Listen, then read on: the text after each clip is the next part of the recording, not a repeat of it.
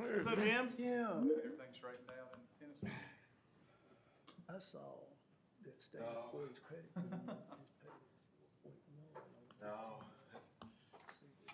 Send another bus up today. What's up, ladies? Hey, what's up? I saw. How's the state doing? Oh, never mind, that's a rhetorical question. About the same as Carolina. No, we're winning. We're top 4 in the conference. Are you? Yeah, the tournament. Yeah, so you don't have to play for 2 days. That's right. Rest up.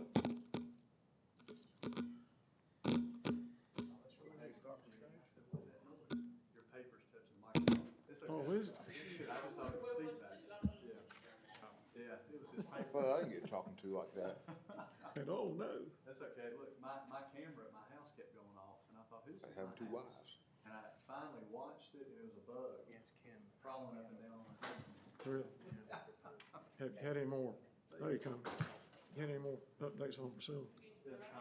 Mr. Johnson, But I'll, We did this years ago. Hey, you don't want to, you know, Use the baseline. she needs quiet. You know, well, happy birthday, late. oh, yeah, yeah, she's on. I've been very appreciative of your updates. I didn't want to text her and mess with her.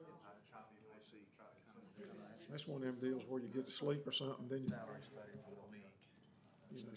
she's smart, she's got it off. You know, just got it off. I figured out what she was on.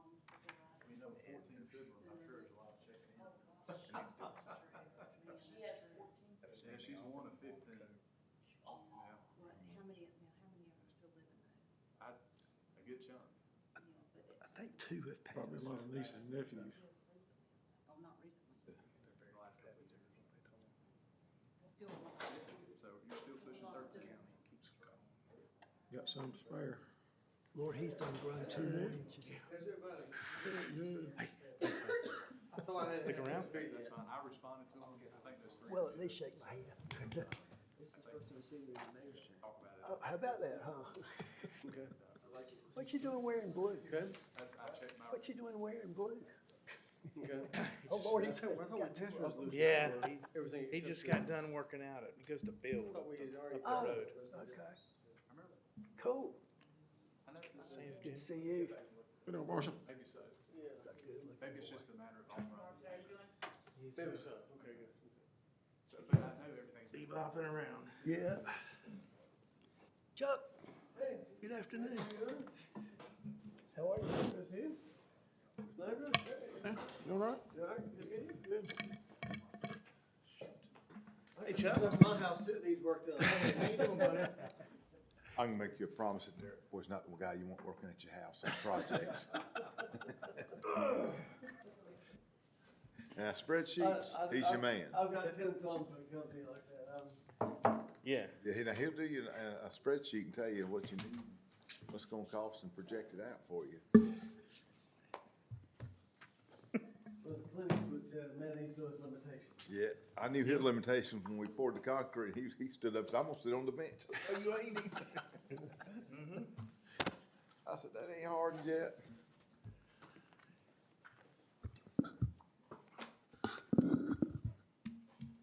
Well, Well, since you can do so much, why don't you put those speed bumps? I can. We'll do them right. He loves speed. I furnished the sledgehammer and the camera.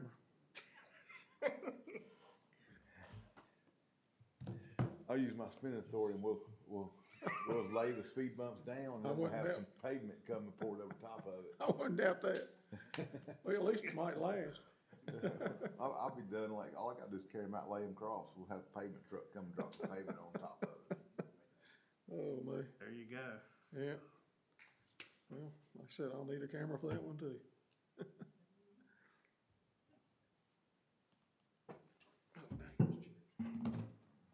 Don't you flip backwards. All right. Somebody's gonna sit up here. 7:01. Let's start. You wanna wait for Tim? It's 7:01. Good, move on. Okay. All right, ladies and gentlemen, it is 7:01. It is March the 5th, and I hereby call this is a special called meeting.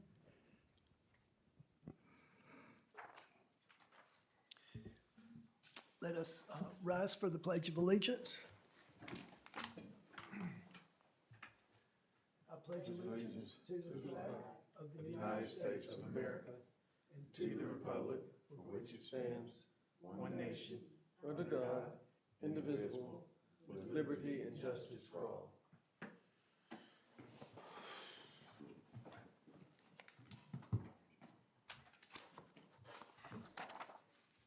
And if we could bow for a word of prayer, please, for the invocation. Dear Heavenly Father, we thank you for this day and for the many blessings. Thank you for waiting. Did I miss anything? You did, we missed the Pledge of Allegiance. And a 7 a.m. start time, or 7 p.m. start time. Well, it's 7:01 is when I started through the door here. I apologize. All good. Let us pray. Dear Heavenly Father, we thank you for this day and for the many blessings you have bestowed upon us. As we gather to conduct the business before us tonight, we ask for your continued guidance and favor. Grant us counsel, wisdom in our deliberations, clarity in our discussions, and unity in our purpose so that our decisions reflect what is best for our town. Lord, we lift up Chris and all those among our friends and family who are facing health concerns. Surround them with your love, mercy, grace, and healing power, and restore them to strength and good health. Lord, please forgive us of our many sins and shortcomings, and guide us in all that we think, say, and do. For us in Jesus' name we pray. Amen. Amen.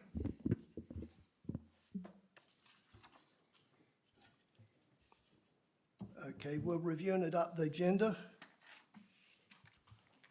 This is a special called meeting, so the agenda is pretty well set. I'll make a motion, we adopt the agenda as written.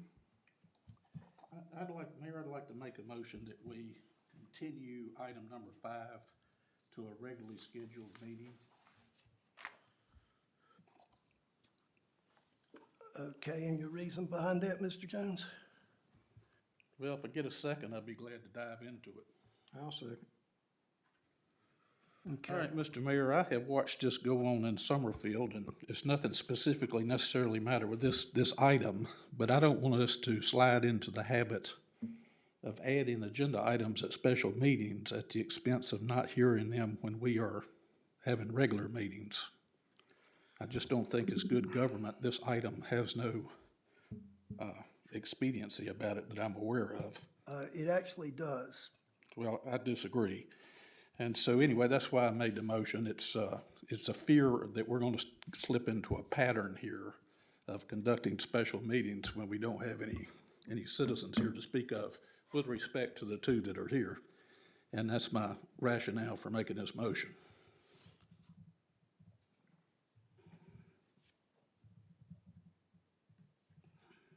What is the reason for? What does it matter? Any council member can put something on the agenda, and it's poor form to vote it off. Absolutely. I'm not questioning. It used to happen to you all the time and pissed you off. No. My rationale is I've watched this go on in summer. You have no idea what he's going to say. If I may. Well, I was just trying to find out. I'm being asked to explain myself, so give me that opportunity if you would, Mr. Foy.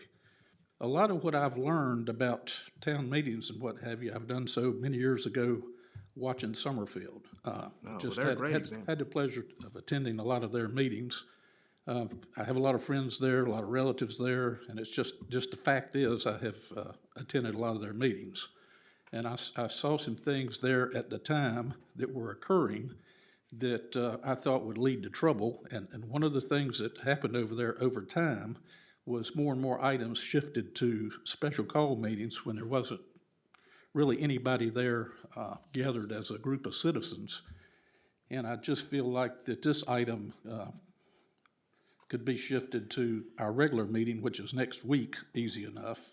But my greater rationale for this is I don't want to get us into that mode of having a lot of items on the special agenda when nobody's here, on a special call meeting when nobody's here to speak of. Again, with respect to the two citizens we have in the audience. Now, will you let me get my question out to tell you guys? There's a reason you put that on the agenda because of some sort of time. Could you state what that was? That is exactly the reason we did it tonight. And what's the, There is a time constraint on this. We've been in discussion with the folks over there at the publisher. They have given us a hard deadline to try to get this taken care of so that the rest of the ordinances can be codified. My intent with doing this tonight was to bring it to everybody's attention that it needs to be acted on expediently, and to go ahead and be prepared to vote on this, not this next week, but at the April meeting. This is about a 100-page document that we need to read over and be able to make a recommendation for acceptance, and then we can move forward with getting it back over to the publisher, and they can codify the remaining. I object to any council member having to justify their agenda item. This is ridiculous. I explained my rationale and I stand by.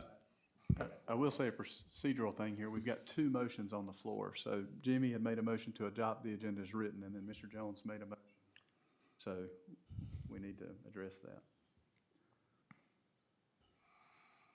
Mr. Winfrey, do I need to withdraw my motion until there's a second and discussion on the agenda and then make it?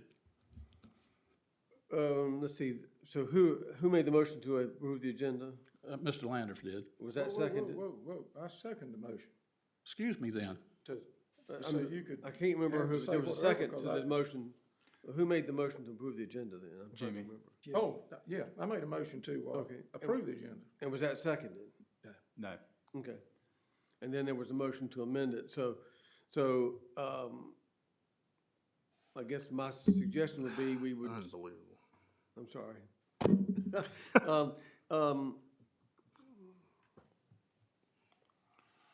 I think we need to deal with I guess we'll do this at a motion to amend the motion.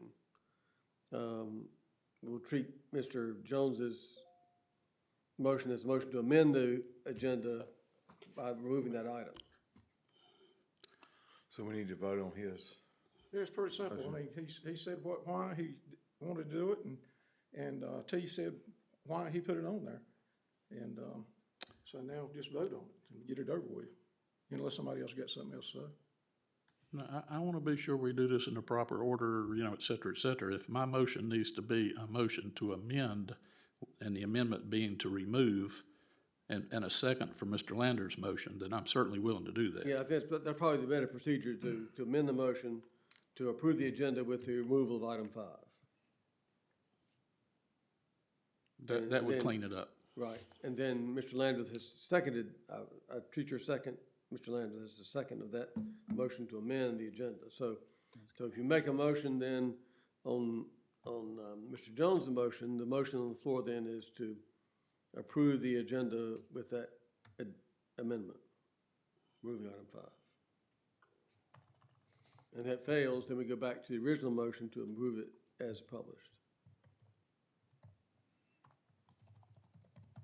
So we've got the motion and a second with an amended agenda item. Any further discussion? Actually, I may have misspoke slightly here somewhere along the way. My intent was to ask that this be continued to the regular meeting next week. I may have said remove and failed to say continue. I apologize to council if I didn't make that clear. It was my thought process, but that's what I meant. Okay, Mr. Landers, your second of that? Still go with that clarification? I mean, I second it so he could get his say out, whatever it was he wanted. I mean, I'm fine with this being on the agenda because I know what you're gonna do. And that's all I did, so he could have his say, you could have your say. I know you're not trying to do anything except say that we need to be looking at it and get it and read it and all that. I mean, I know that's what you're doing, so that's. Okay, so the second stands and you're good with the second?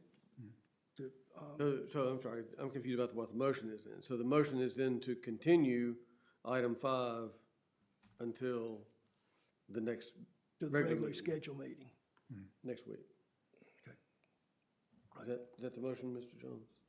Yeah, I think it'd be prudent to ask the clerk to read that back, and I apologize for the confusion. That's okay. Here's what I have down. Councilmember Landrith made a motion to adopt the agenda as written. Councilmember Jones made a motion to amend Councilman Landrith's motion, that amendment being the continuance of agenda item number 5, update and discussion on the codification of the Town of Stokesdale's Code of Ordinances by American Legal Publishing to the March 12th regular Stokesdale Town Council meeting. Thank you. Okay, ready for a vote? Mr. Rigsby, No. Mr. Foy, Absolutely not. No, Mr. Landrith, no, Mr. Jones, I am I. and I am no. Okay, so then now we need a motion then to approve the agenda then as published. I make an amendment to, I'm sorry, Motion. I make a motion to approve the agenda as published. second? Okay. Ready for a vote? Mr. Rigsby, Aye. Mr. Foy, Aye. Mr. Landrith, Aye. Mr. Jones, I am I. and I am I. Okey-doke. Public comments, do we have any? There being none, we'll move on. Item number 4, consideration of a cost estimate for landscaping improvements at the Stokesdale Town Hall and the Stokesdale Town Park. Mr. Rigsby. Yes, this is my item. We have not put mulch out or pine needles out in quite a while. Many of the beds are pulling back, showing just dirt now. So I asked our Excel Lawn Care to give us a quote, which he did, which is on in your agenda, in your pamphlet. Total cost is $9,100, and that is including the playground mulch, specifically for playground mulch. Pine needles along the new fence entrance, and the tree rings and beds in front of the town hall. That's purchased and installed. We will be using the money that's left over in the ARPA funds, so it'll be nothing coming out of our budget. Ken, we have the $9,100. We have $9,100 and 11 cents. How will the 11 cents affect us if we just do 9,100? Just a procedural question. Can go by, I need you to get bubble gum for a second. Can we give them a tip? I'm just, Yeah. All right, so $9,100 is the quote. We have the money in the budget. It is revenue replacement, so we can just put it in the, Okay. we can just put it in the general fund. all right. I just want to make sure we didn't need to, but all right. Just a couple comments. We haven't put, what you said, it's been a couple or several It's been years. several years that I remember. It's been since 2019, where it was allegedly done in July of 2019 and then done again in November of 2019 at a cost of $19,000, I believe, $500 with no vote of council. So obviously a much better price here, and I'm glad to see that this is being put in front of council to vote on it.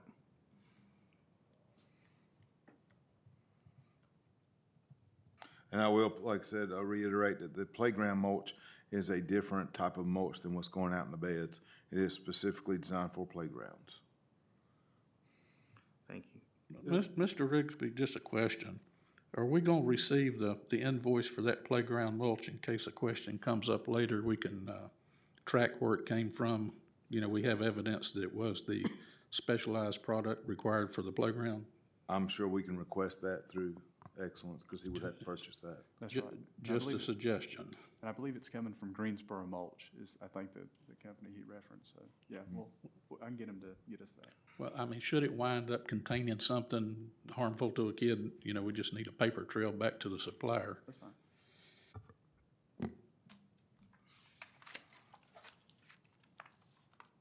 So the places that we currently have mulch will be remulched, is that correct, Mr. Rigsby? That is correct. And that includes around the trees up front. As well as the lower island by the bathrooms. Includes edging of the beds around town hall, installing mini nugget mulch, which seems to have held up for the most part, other than what's on the edges, and just kind of thinned out a little bit.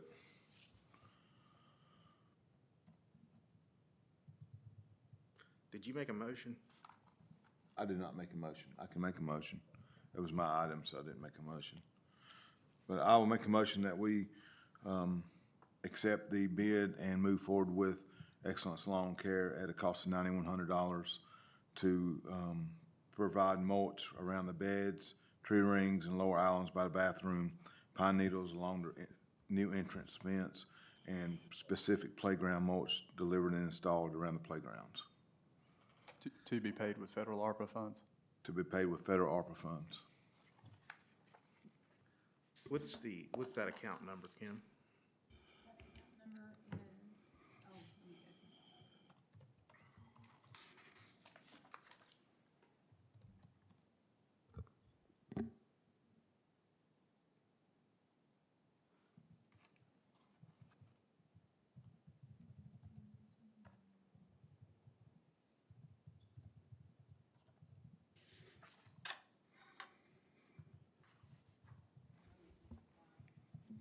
That's gonna be,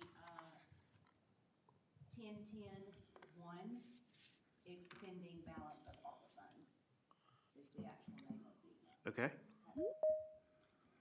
All right, and second. Ms. Thacker, there, down here in the notes midway on the page, it says, "This is just an estimate. Final invoice can change if more material is needed." Okay, Ms. Thacker, the total estimated cost is $9,100, and if I understand Mr. Rigsby's motion is to approve to spend $9,100. And that's what, In this that's what's my vote, second ha- for as well, is that amount. Yeah. How can we vote to approve a open contract that doesn't have a limit on it? So let's say the bill comes in and it's $9,900. I have to bring it to council. I can't, because you, if it passes, then it's 9,100, that's all that I'm allowed to pay, authorized to pay. Well, I was figuring on that, but I just didn't know if we needed to, I didn't want to, I didn't want them to get 95% finished and then us have to call a special meeting to approve a little bit more material or what have you. So I thought it worth talking about here. Well, we don't know, I'm all for doing this, but we don't have a clue how much material he's talking about with this price. But I'm fine with doing it. I have no objection But I don't wanna to stopping get at something- $9,100, but I'm not gonna vote for something that could turn into $12,500 or something like that. And we, I think Mr. Rigsby's motion was for $9,100. yeah, can we just instruct them to spend up to $9,100, and then if they're, I don't think it's gonna leave, big areas of dirt uncovered. I mean, I think it may be a depth issue more than anything that may be noticeable or not noticeable. So we can instruct him to spend up to $9,100 and then, instruct us on what may need more attention, and we can go from there. Okay, well, thank you for making that clear. I just don't want Ms. Thacker to go to jail, as always. So thank you. Yeah, I think that vendor's good to work with. We did the similar situation back when he scraped the parking lots, and he had an amount not to exceed, and he did not, so. He didn't go over, did he? Huh? He didn't No, go over. He did not. He didn't come under either. I don't think we will here, but all I'm saying is, we don't know if he needs two Well- bales a straw or No, 200 it's, bales. Well, in a perfect world, I'd like to see these unit costs broke out, so many cubic yards of mulch for this installed, so many bales of pine needles would be a little, that would help the town's position a little bit if we had that, but, whatever. I don't think he'll go over, I hope not. Okay, we have a motion and a second. Any further discussion? We'll take a vote. Mr. Rigsby. Aye. Mr. Foy. Aye. Mr. Landrith. Aye. Mr. Jones. Aye. And I am also aye. You'll excuse me for a minute, I'll need that phone call. All right. I'll be right back.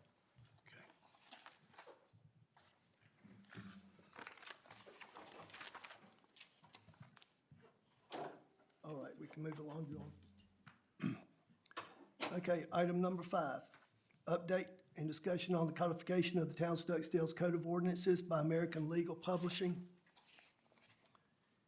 And just to reiterate what we had spoken about a few minutes ago, we've been in contact with American Legal Publishing. They were wanting to know the status of our review of the ordinances. We've had this in our possession now for over almost a year. And the original contract was giving us a 60-day review period on that. We've done several upgrades with it. We have partially reviewed the land use ordinances. There's about 100 pages left, and a lot of those pages have, their dividers and table of contents and that kind of thing. But they're wanting to move along with this. The reason for us having it on the agenda tonight was to just give you an update that I would like to be prepared to vote on this at the April meeting. That gives us a little over a month to get this to a point where we can move it along. This is simply an advisory meeting there, or advisory that we need to take action on this. They've given us until May to get this over to them so that they can proceed with publishing and codifying the ordinances. So I guess the question I have, we know where we are. I'm a little muddy on where we need to be, but what are the next steps on where we need to be? I know we're gonna revisit this in April, but what is the specific homework assignment for us? The ordinances prior to, so there's a number of ordinances outside of the land use ordinances that need to be reviewed for correctness. And their contract said that they moved those over, they may have reformatted and realigned some of those ordinances to get them more concise. We just need to review those, make sure that there's no errors, make sure that they're in the proper order that we would like to have them, and then approve them and pass them back over to So them. do we have a draft of that proper We order? do have a draft, yes. There was part of the original 506-page draft. So 400 pages of it, I think Mr. Winfrey had already reviewed, and we've already approved in various shapes and sizes for the building ordinances. This part's not about 40, 50 pages. Yeah, I've got a copy of it, been reading it, but there is some mistakes, like it's got different counties, talk about it. I mean, it's a few things in there, but and that's why we need to look at it. then we've got, you got our ordinance that our attorney said was invalid, it was unenforceable. This- The Is the sign unconstitutional. Huh? Unconstitutional. Is that number 67? Was that the sign ordinance? Enforceable because there was no, oh shoot, what's the word I'm trying to use? Oh, God, got it on tip of the tongue. I can't- I can't remember which ordinance we're talking about the sign ordinance? The sign? No, this is the nuisance ordinance. She said it was unenforceable. It, my mind went blank. But it's part of it, it's in there. You've got, don't you have a copy of that, what Katie Gregg said? I've seen it. I don't know that I have a copy handy, but I could probably find it. You know what I'm talking about. What'd she seen say? it. She said I it don't was recall. unenforceable, it was a reason it was unenforceable. Due process, was no due process in it, it was just, So what do other towns do with nuisance ordinance? I don't know, we had meetings for that, lots of meetings and went over a lot of things and, different towns do different things. I mean, some people have got things locked down like the Russians. Yeah, no, I But get that. I think there's two different issues. So one is putting the ordinances out there so the general public can see them in a readable format. And then the second question is, how do you want these ordinances to read? So right now, our development ordinance, even though you all approved it, I guess, last November, is still, I guess, not in a coherent way that somebody can read it and see what the ordinance is, because it hasn't been Codified. codified. But we went through all that and Yeah. they're putting it all together, so we're done with that, No, correct? We're no, not. They won't do that We're- until you do this part too. I know, that's what I'm saying, they'll do that, but this is the part that we haven't approved. We've approved all the other, with all the changes and everything else. but we haven't sent anything to them And yet. you've got this 40 or 50 page, I can't remember, it's got the dog catcher ordinance on it and all that. Yeah. And that's the biggest part of it, that's the biggest ordinance. Right. Animal The animal control. control, Yeah. yeah. And the rest of it, actually, the animal control is about as many pages as the rest of it put together. It's got a thing in there, to make tea the king if we have an emergency. It's several ordinances in that. You hadn't read that too? I have not gotten that far. I did You not see need where I to was read gonna it. be It's, king. it's really interesting, but it's, So what does the discussion look like in April? Is it, are we revising, eliminating ordinances that we And don't have, or is this just a blessing of the reformatting? I would think that everybody should read it. You're gonna find some errors in it. There's I think Johnson County is mentioned a couple of times instead of Guilford County, and, or Stokesdale, just like this, the rest, some of the other ordinance has Summerfield in it. And where that come from, I guess we just copied and pasted or something. But I suggest everybody read it and find, 5 heads is better than one. And then we'll have to, take up that if you want. I mean, if you want to stick it all back in, I mean, vote of council will be what does it, but,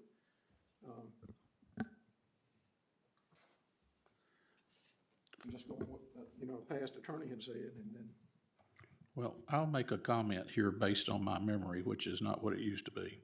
To my best recollection, Ms. Martin diligently worked on this and tried to put them in order and do some checking and make sure she had the right copy and so forth. Spent a considerable amount of time on this, but it's never been reviewed by council yet. That's where I think we got to with it, with what I'll call the previous council, I think. yeah. But there is a reformatted draft that we're gonna be able to review. Correct, yeah. So it's formatted for the first time by American Legal last year, and they provided that early last year. And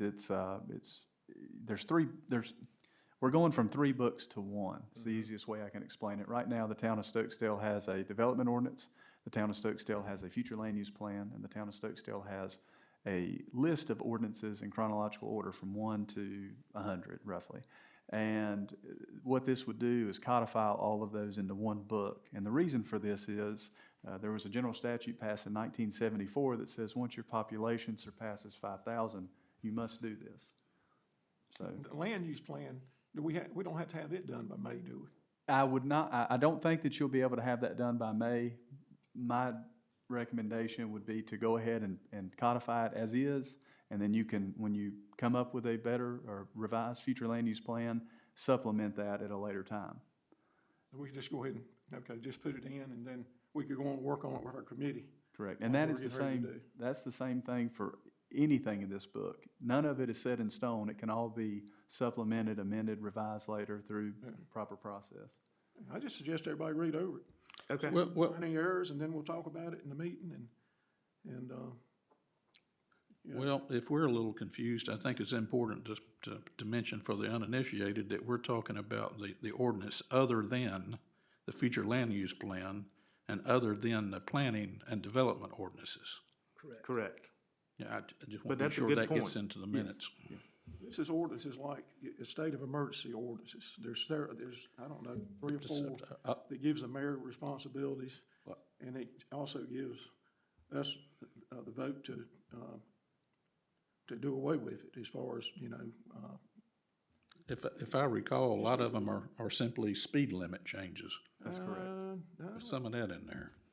Okay. I didn't see, I haven't completely finished it. I've got, a few pages left, but Well, would it be helpful if I took these prepared buckets like I did on the development ordinance and say, these are ones that the law requires us to do?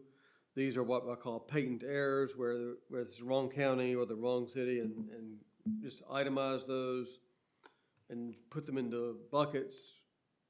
I mean, I don't know that it If that's takes you helpful to do, I'd be glad to do that, but- To do the thing about the county, I mean, we can read, it might be, I mean, in the ordinances, there are ordinances. I mean, we would have to, in order to change anything, we'd have to have, meetings and go through the, proper procedures for an ordinance to change anything. Well, that's true. That's a good point. So if you have a public hearing, so if you're contemplating changing the ordinance and then sending it to American Legal Publishing, we better do this in March because you have to have a public hearing before you can adopt or change the ordinance. I'm not talking about changing anything, I'm just saying read over it, see if there's any errors like the Johnson County. Yeah. That's in several Yeah, places, this some is things more like of a- that. So if We for can, errors like this, yeah, well, we have to we can advertise codify it. We can codify it. If all 5 of us read over it. Probably should, shouldn't we? If you're changing an ordinance, So, This is a key point, Chuck. You want to expand on that? Like, Any change you make the ordinance, even if it's changing Johnson County to Stokesdale or whatever the issue is, if you're making a change to the ordinance, the statute says you have to have a public hearing about it. There's actually a Advertise line, that. there's actually a line in that that says that there can be a mistake like that and it don't deem anything, irrelevant in the ordinance if there's some type of mistake like that, like if, Like a grammatical error or it's just, typographical yeah, error. just a clause. There's a clause in that. I read that just, matter of fact, this evening. And, so that wouldn't stop us, I guess, from codifying if you want to put it in that way, but if, I mean, if you're, if you can't just change it from Johnson County, then I guess we would have to have it. If it's Well, what we need to do. I don't have a problem if you want to look at it, I mean. Yeah, I have to say I'm kind of flying blind because I haven't reviewed Yeah. these other Well, ordinances. Rob, you think- got any more copies of that? I don't have any more printed, again, because it's 506 pages. How, Oh. are you talking about just the front half? Just that We're front talking page. about just the ordinance. Yeah, everything through the future land use plan. I don't have any other copies readily available, but I can print some. I'm just talking about the little bitty part that's got the, it's just the ordinances, it's not, Like it's the not animal that. control and the other. yes, animal control, nuisance Speed limits and ordinance, things. things like that, the, things for the mayor, few things like that. But I think what It's we're not- it's charged not very with, much. I should have brought it, I had it in my hand to bring, didn't bring it. I think what we're charged with is to see that the new copies match what was given to them. Now, if it was Johnson County in the previous copy, then it needs to be Johnson County in this copy. Well, we did allow them to make those minor changes if stuff like that were to happen. Like anywhere an ordinance said the town of Stokesdale, well, after you say it once, you don't have to say it again, so they've changed that to town. They've made little minor changes such as that. Corrections, maybe, but I'm not sure. And we didn't have to redo anything, we didn't have to have a, meeting for that, did we, or did we? American Legal did not need a meeting to do that, to present it to you all. You say they've already looked at this? How did they miss that? What do you, well, I don't know. You said they looked at this a year ago. And I mean, the copy that you give me, has got Johnson County. Johnson County. Several different times in it. Like I said, they may not be allowed to make those changes. They can fix town of Stokesdale and shorten it to town, but I don't know that they can make substantive changes. If it says Johnson County and you change it to Stokesdale, that's a change. That's not what they were contracted to do. Their job was to take 100 ordinances and numbered 1 through 0 and put them in a codification system that fits. You just think that they would have seen that. Yeah. They would have. That's all I'm saying. Yeah. I mean, maybe they can't make the change, but they can say, man, you got Johnson County in here, And they may have noted it in the legal review that they sent out as well. So there was a legal review as well that was sent out. Okay. And, but to help with that, I had asked her, what's the best way that you have found for municipalities to go through these? And she said they try to make it as easy as they can. There's a parallel reference table in the back of the manuscript. And what that does is it takes every single section and subsection and says, we pulled this from this ordinance. We pulled it from this ordinance. We pulled it from this ordinance. And if there was any changes, that they addressed it in there. But they were limited to the changes they could make. Their job was to codify it, not to update it. I don't remember seeing anything on this part of it about the dog catcher. It would have been in the back of the 500 page, because the manuscript's the entire book. It would have been in the back of that. Okay, but you know what part, the part you give me, you know what Yeah. I'm talking about? Yeah, that's right. Okay, but everybody needs to get a copy of that If they would like a printed copy, I'll be glad to make them. Everybody's got it digitally, but if anybody wants it printed, just let me know. I'll be That's glad to right, print you them. did send it that way, because you Yeah. give me a copy so I can see it. Yeah, that's right. Now, did they send us a PDF of that? Not yet. I have a PDF of it, a scanned PDF, but she's supposed to be sending me a true PDF that can be searched with keywords. So that's something that I requested today. Okay. So I hope to receive that hopefully next week. And that's of the entire manuscript. So. Okay. so as far as timeline goes, Chuck, what are your thoughts here? Well, We so- initially said be ready to revisit in April. Yeah, and I'm a little bit worried about if we have to have a public hearing to make changes before we send it to them, and we need to send it to them end of May. For May 1st. So, So I'm worried about the timeline, Mr. Mayor, if we have to have a public hearing before May 1 to approve it. If we wait till April, if we wait till April, that could be too late to make the changes by May 1. Perhaps we should be ready a week from tonight for the meeting? to I know we discuss got a this? deadline. How did that deadline come about? I mean, is that in the contract, or is that just something they said we gotta do it by then, or? I mean, is 30 more days gonna, I mean, now, we gotta get it done, there's no doubt about that. But, you know, when you start talking about public hearings and everything, we can't control how many days we have to give notice for. Yes. So whenever we received this was in January of 2025, and I had made council aware of it on January the 31st. They wanted a response in 60 days, and that was written in the contract. They're doing us a favor essentially by saying, let's wrap this up by May. This is as long as we can draw this out. Right. So that's why we are where we are. I understand that. It's Yeah. not, we're not trying to, Yeah, we are where we are. correct. So we gotta get to where we need to be. Right. If we have to do that, you think it'd be a problem? We may not have to, we may not need If to. you have to, extend it? Now, if we have to do a public hearing. Oh, I yeah. mean, we can't help it if we had to do a public hearing. Yeah. You couldn't do one by next Thursday, but you could do one Yeah. in 10 days from Well, we tomorrow. don't even know right now what we wanna, Robbie, let me ask you a you question. don't have any changes.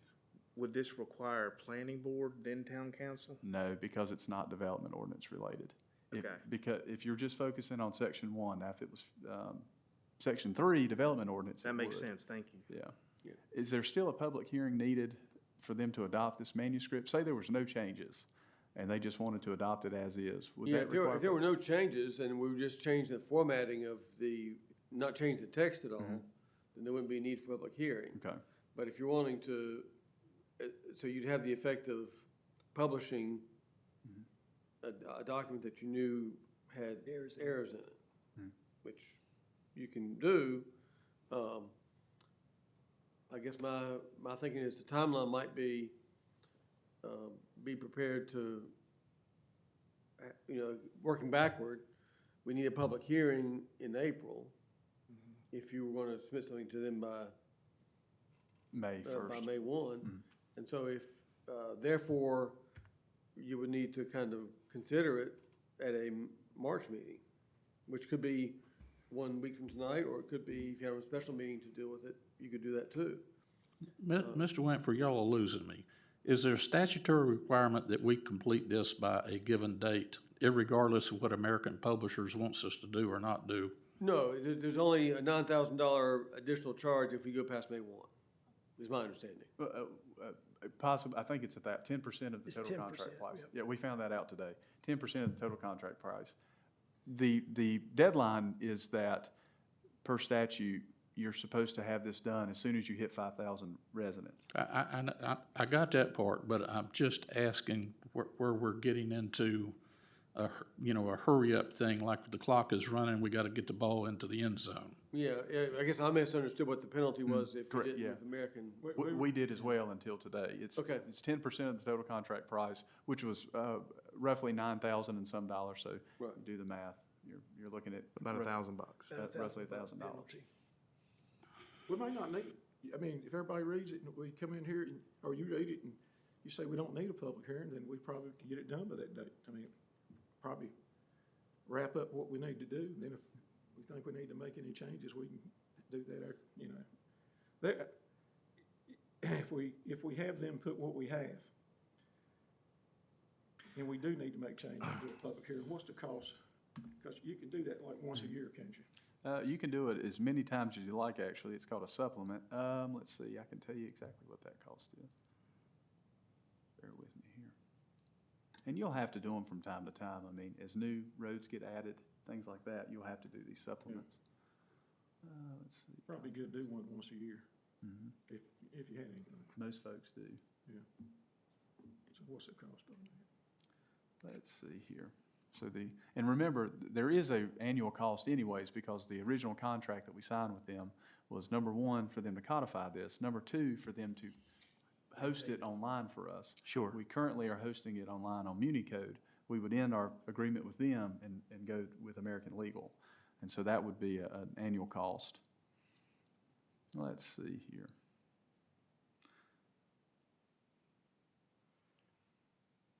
Supplemental services. $23 per single column page or $25.50 per double column page. So every page you add, it's $23 or $25.50 depending on. If there's tables, graphs, or images, it's $10 per page. They wouldn't be doing a lot if it was anything to be done, so, okay.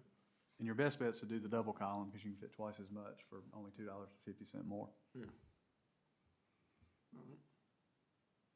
So, Is it council's preference to go ahead and address this a week from tonight, or perhaps have a special call meeting shortly thereafter so that we have time to advertise a public hearing? We could go ahead and look at it next meeting, and then if we need to, I mean, we'll do what we need to do. All right, so agenda item for next week. Okay, Great. okay. that'd be good. All right, we'll add it to the agenda for next week. Thank you, folks. And Robbie, you said you'd make copies if they want it. Correct, yeah. If they want it, just let me know and I'll make you Okay, a copy. so I can't read it on a computer very well. Yeah, that's okay. Okay, agenda item number 6, discussion of Town of Stokesdale future land use plan committee members and first committee meeting date. Mr. Foy? I certainly don't expect the town council to micromanage the land use committee as far as scheduling their meetings, but I do think it'd be good to get our collective input on thoughts on, you know, is there a specific meeting day that you, my colleagues, would like to see the committee meet? Or any special requests we have.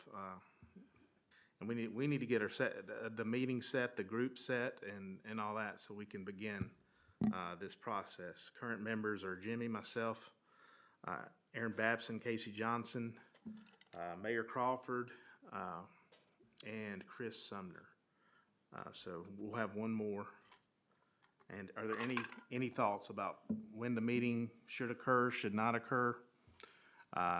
Do you want to hand it off to Jimmy and I to schedule it with the rest of the guys? I'm up for absolutely anything. I just don't want to go ahead and step without you guys' input on that. Mr. Foy, if I may, I have interviewed several people about the appointment that I have, and that appointment is going to be Andrea Mailer that's serving on our planning board. I think it'd be prudent if Mr. Wagner were to send her an email notification. I don't think we can do that. Make it official. That would be 3 members of the town planning board meeting at once. That's the quorum of the town planning board.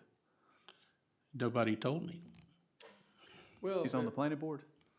She is on the planning board. Correct. And there's 2 other planning board members on there as well. So we couldn't have 3 planning board members. well, no, you could, I mean, the only issue is, I mean, this is gonna be a public body anyway, so whenever this committee meets, it's gonna be Add- advertised, there's gonna be minutes taken. And add that it's a public quorum of the Stokesdale Town Planning Board as well. Yeah, right, yeah, that's, Would a quorum notice be sufficient, or does it need to be noticed as an actual planning board meeting? I would just, I would list it as a meeting of I would advertise it as a meeting of the Land Use Committee, which contains a quorum of the planning board. If that's what you wanna do, that does complicate things, that's. I mean, that'd be just Something like- doesn't feel right about this, Chuck. We And, dissolved and the first of all, Andrea would be a fantastic addition. Second, it just is having a quorum of any other, like a planning board or the town council at that. Why wouldn't we have 3 town council members on this committee? Well, I mean, you made a policy decision that you didn't want to have a quorum present, but you don't have to, I mean, that's only a policy decision. Well, I mean, I want Andrea on the committee, so and if you're confident there's a way we can do it, you know, great. we just have to be careful about the notices, we'll look at, work on the, if that's what Mr. Jones still wants to do, we can just make sure that the notices read properly for their meetings. Because you have to be public, they're public meetings anyway. Okay, that's fine. Yeah, I'm okay with that. I just want to make sure that we have the minutes in the right place. I don't know if there would need to be planning board meeting minutes. I know they're not meeting in that capacity, but they are meeting as a quorum of a board. So there need to be two sets of minutes, one for the future land use plan committee and one for the planning board. No, no, I would just have it as be a set of minutes for this, This committee. this committee. All right, wonderful. That's a great addition, right. Tim. Go. Got one more question. You know, we have a lot of meetings and don't have a lot of people fighting to get in to see us do our work, and same thing with the planning board.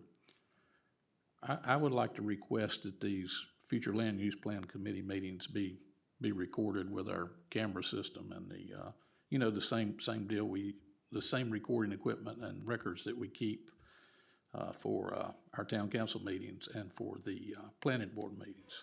If that won't create some sort of technical burden on the town staff. Well, it just means we'd have to be here. Depends on the time. Means I gotta be real nice. Well, Staff would have to be here to turn it on and monitor and turn it off. my thinking was that the staff member would be here to keep the minutes anyway. Is that not the case? Well, I think my understanding there's gonna be a secretary of the, one of the members is gonna be secretary, and they're Yeah. gonna keep the minutes, is my understanding. Well, if we do a recording, I mean, you know, doesn't the law say now we can use a recording for minutes? No.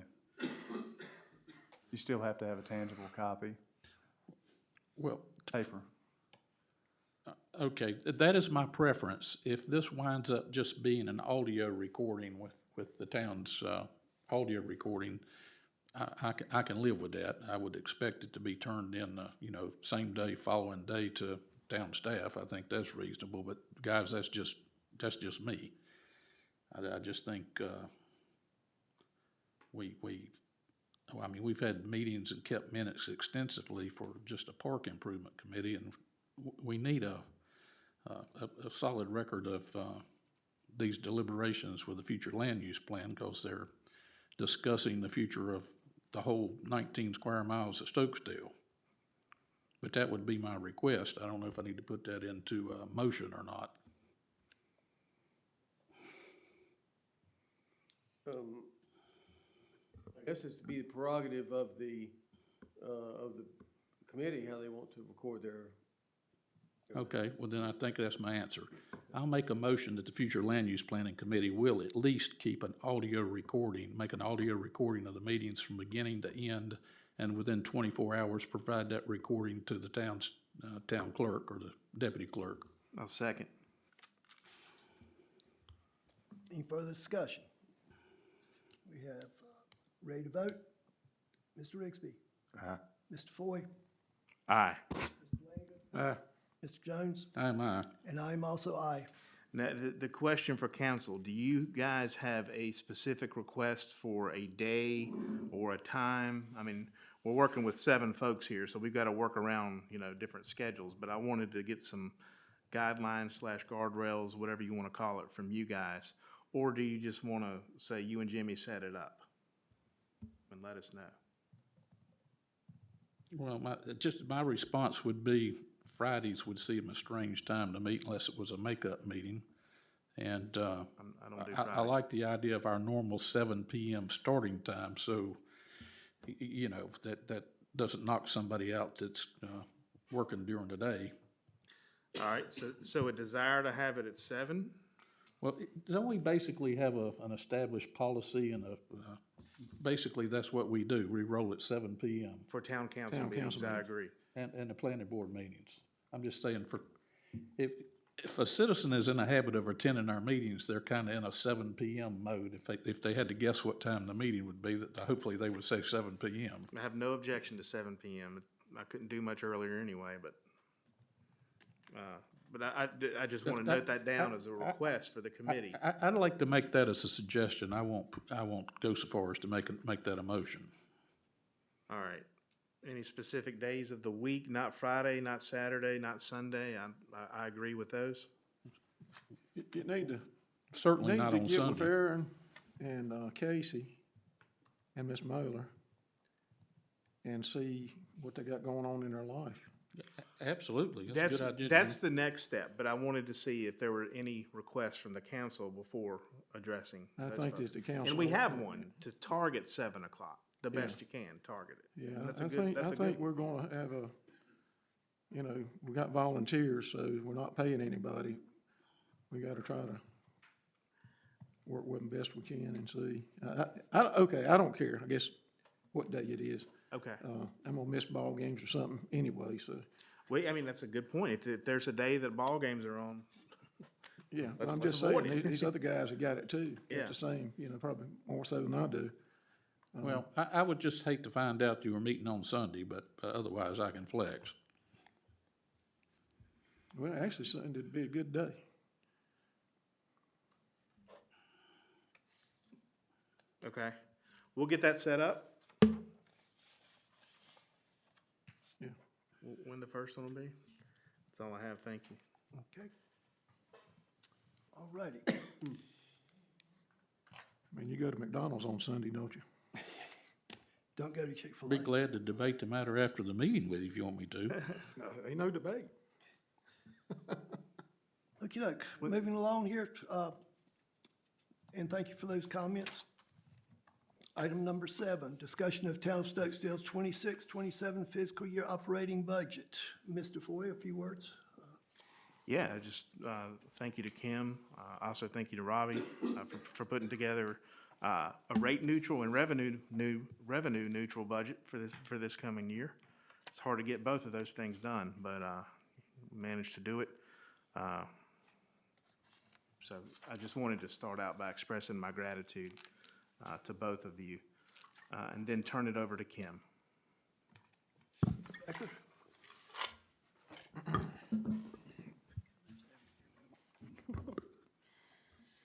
Okey dokey. I have to agree with Mr. Jones. It does seem like we just did this, but here we are again.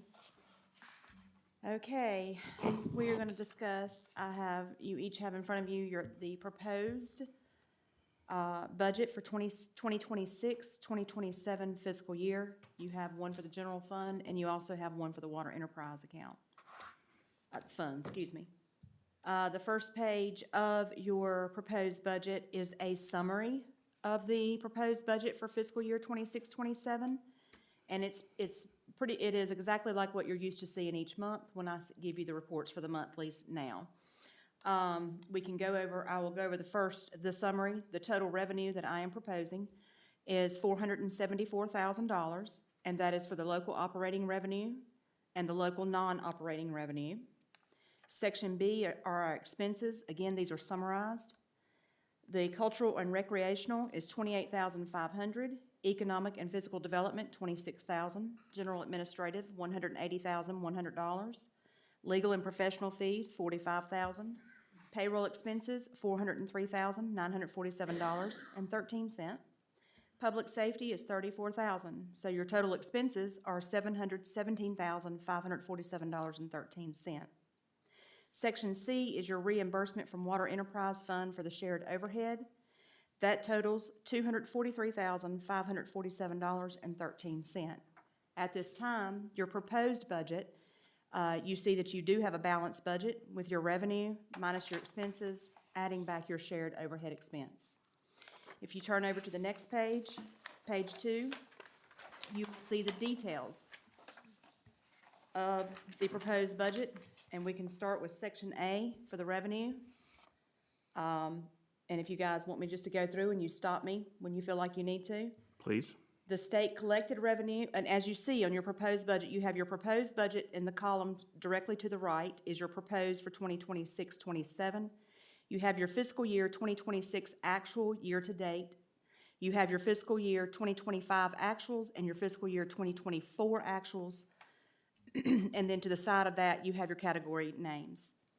So with the Kim, state. a point of clarification real quick. For the Sir. FY '26 year-to-date actuals, are these 7-month figures through the end of January or through the end of February? These are 7-month figures through the end of January. Okay, so if we wanted to annualize these numbers, we'd look at them, divide that figure by 7, Yes, and sir. multiply it by 12. Yes, sir. Okay.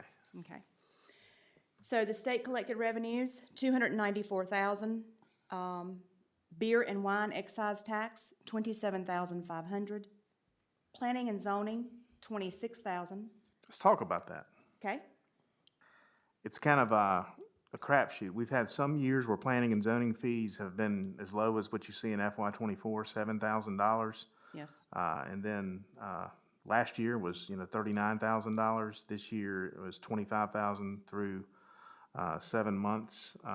So knowing that there could be volatility in that, and we don't necessarily have a crystal ball for what FY '27 is going to look like in full, I like the kind of the figure that you have there.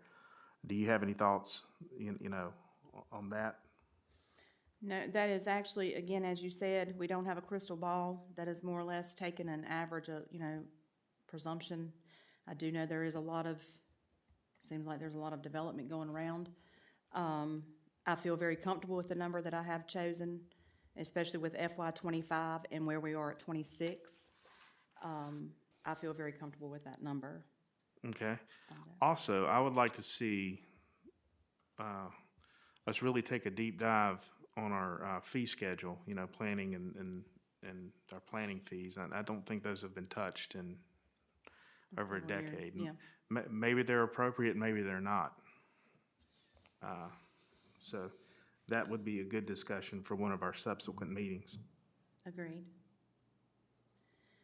So the solid waste disposal is $3,000. Our contributions and donations, $6,500. And that's driven by the parade. That is correct. That seems to be going up each year, so I went ahead and went up a little bit more this year because it seems to be doing very well. Town hall and park facility rentals, I did bump that to $7,000. We see where we're at right now for FY '26. I think that all the park facility with the pickleball, basketball, and all, and we did just, help me out here with the soccer Invoiced. invoice, yes. Miss, We received, I'm sorry, Tim, go ahead. I'll wait. Have we received income from the pickleball and basketball courts? No, we haven't, but I was just Oh, Jimmy, that bringing them dadgummit. to us. Okay, That's scary, you reading my mind. That was a question I was gonna ask. I mean, you just mentioned them, that's why. We will receive additional income to offset our additional cost of operating the lights. And I think that the first invoice sent to the Parks and Rec group was north of $4 for their fall season. So, Yes. that's obviously higher than years past for them, but, anybody driving through town at night, especially when the leaves are off the trees, knows that those fields are getting some pretty good use at night. See 'em Yeah, up- Mr. up Foy, I've 68. heard jets throttling down a little bit, confusing them lights for the runway approach. They're bright. You better have somebody sign the They are waiver. bright. They sure Try are. living next door, buddy. Maybe Mr. Foy should make a contribution for lights. if That's a he's great sharing- idea, If he's sharing some of the light. Yeah. He can turn his off. Yeah, he can turn his off and just use ours. Yeah, that's a good suggestion. Spoke, I didn't mean we were getting revenue from that. So, with that being said, Depends what I need. 7,000, I find that to be reasonable. Yes. Correct. Maybe even low, but let's just see how this year shakes out. The Greensboro Jamestown profit share, excuse me. As you see, we haven't received our payment yet for '26. It will be coming within the next couple of months, though. But you see, there was this pretty much, I feel like I was conservative on that. It was 4606 in FY '24. 25 was 3544, and I'm not sure of the number for this year yet, so I feel good with that number. Thank you. Our miscellaneous number, as you see, it's all over the place. So I did just put $1,000 in there for that one, Good to have a line item for there, just to capture. yes. So as you see, that gives us our total local operating revenue at $368,000 for that number. Then we'll come down to the investment earnings. And I did put, I will remove that, of course, but I did want you guys to see for the budget proposal that this is, the investment earnings, I'm doing an average 3.3. For now, I did look at what we've got coming up for renewal and things like that. I feel very good with this number, the 106,000. As you see, we did well in 24, we did very well in 25, and you can look at 26 over a 7-month period and see we've done exceptionally well at this point. So I do feel good, averaging at the 3.3, investment earnings at $106,000. And I think, again, 3.3 is a good number in the event that rates fall. That's sharply. right. We're renewing some pretty large CDRs this month. And This that's, yes, is that 365? that is correct. Okay. That is correct. And we can only do those, we don't have, they won't have the 24-month numbers, so, but the 3.65 is for the 12 months, so. Understood. Yeah. Thank you. Okay, and then the next line item, excuse me, line items for the total non-operating revenue. The ARPA funds will be gone, yay, except 11 cents, excuse me, but maybe we can get rid of that this year. The reserve funds, which we try to stay, we do not want to go near the reserve funds. We'd like to stay out of those if possible. So that gives us our total number for our proposed budget for the revenue at $474,000. Does anybody have any questions or comments or recommendations or anything on the revenue at this time? Well, we haven't gone through it line item by line item, so I think it'd be premature. We just went through the revenue line by line item. Yeah. Well, I'm The interested. questions were revenue. Yeah, it was just Yeah, for well, revenue. the point taken. Okay. Okay, so now we'll go down to Section B, expenses. The events fund, that's $6,500. That comes from the contributions and donations. Our electrical, cleaning, and lighting at Town Park, I did boost that up to $12,000. The park repair improvements, Ma'am, if I could interrupt you, have we always bundled the electrical bill with the cleaning bill? yes, we have. Hold on. Cleaning. It's been that line item for several years, actually. What's the number? The line, the 2,300? The account number. Electrical bill and cleaning. Yes, and lighting at Town Park. Do you have a way of telling me the total power that we bought in 2025 without it being I a labor can't- intensive? Yes, I can get that to you. It has its own meter Yes, it does. there. Yes, those are separated from the electricity in the general fund on down below. You'll see, and that line item is for town hall and things like that. This electrical is just for the park, the recreational, and the veterans monument. It's all separated out, and I can give that to you. Yes, I can, Just, by line item. Is that the park cleaning and all that? Is that in it? The office cleaning, the park cleaning? No, actually, that goes under the housekeeping. The cleaning is if we, that has just always been named that for the cleaning and lighting at Town Park. Now, if there is anything separate, like if we were to ever have a bill just for the park alone, then I would put that there, yes. Okay, that's not there right now. No, no. How long has she been doing this, Robbie? Do you remember? I can tell you, I don't recall off the top of my head, but I can pull the contract up. Yeah. Third year? Been several years. Yeah, I think it's going on our third, maybe. I think this may be going on our third year, I think. well, if it was my personal town, I would have my electrical bills on one line item and cleaning somewhere else. It just to be the way I would do it. I don't know. We're not, there's no cleaning. There's no cleaning that's part of this. This is really just the lighting. Well, Yeah, and it's the lighting and any, like cleaning, I guess cleaning around the park, you know, anything doing around the park. Because I normally, go ahead, Mr. Jones. Excuse me. Let me just make a motion, we eliminate the word cleaning out of this and we not distribute monies for cleaning out of this line item, and that'll fix it. Is there any Yeah. problem with doing that? I don't see a problem, Kim. I don't recall any bills for cleaning. Now, Do they clean the lights?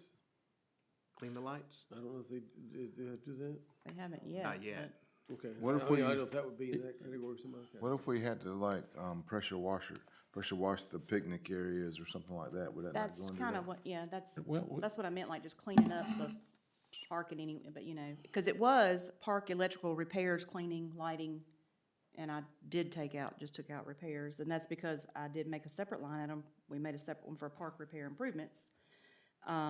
That's why the repair come out of that line item. I'm good with the suggestion to remove cleaning. Okay, I do see the point, and no worries. I know it's been like that forever, so.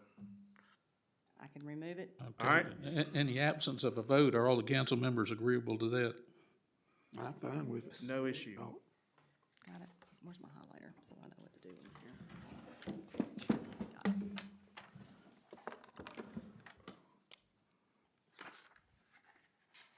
Okay. All righty. If you want, so the total for the cultural and recreational expenses, total $28,500. So we'll move down to the economic and physical development expenses. The advertising for planning and zoning is $1,000. Planning fees, planning and zoning is $25,000. We don't set that amount. That comes from Guilford County, of course. So the total economic and physical development expenses is $26,000. So now we'll move down to the general administrative expenses. We'll start with fees and education at $10,000. Advertising, not zoning, land use related, $100. Membership and dues, $12,500. Ms. Thacker, Yes? those membership and dues include the North Carolina League of Municipalities Yes, they do. and the Piedmont Triad Council of Government. Yes, they include any type of membership or dues that we must pay each Do you year. recall how much we're paying the Piedmont Triad Council of Governments? Let me write that down too. Can you find it? Robbie's gonna help me with that one.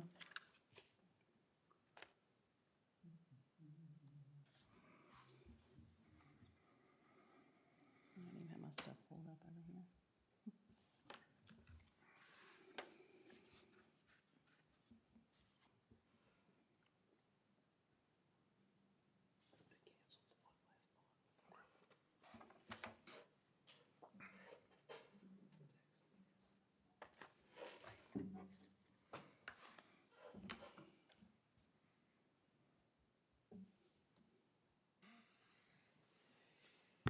Coincidentally enough, you guys made the motion to join the PTRC the same night you made the motion to hire our current cleaner, which was April of 2024.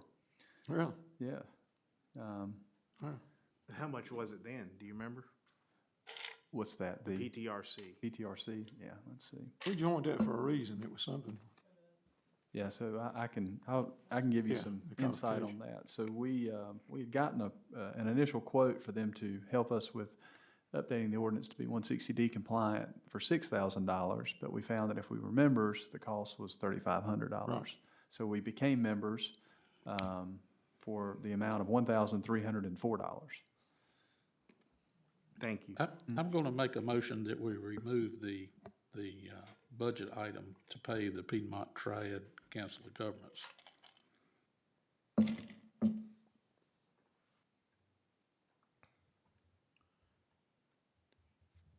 What's the, Is there any other benefits that we receive from that group? There's a lot that you can receive. You kind of get out of it what you put into it. I know that we recently had nominated Mayor Stevenson to be on the Board of Delegates. And so there's monthly meetings for that purpose. You get reduced rates on pretty much anything that they do for you. So it's good company. They do a lot. Ms. Martin knows way more about it than I do. I know she was kind of bringing that to y'all's attention for years before I got here. how much is it? $1,304, but it changes. I mean, it's based on population, I believe. I think there's criteria. I don't remember exactly off the top of my head how they come up with that cost, but Have we finished our business with them as far as the reason because we talked about that, of going in and doing that, and then we were gonna have to stay a certain amount of time. that's correct, yeah. Yeah. I think when T goes, last month's meeting was canceled, but Yeah. when you go, The next meeting is April. It's bi-monthly. you'll have more insight on, kind of what's going on there. Yeah. It's not something I can do with my schedule, but certainly,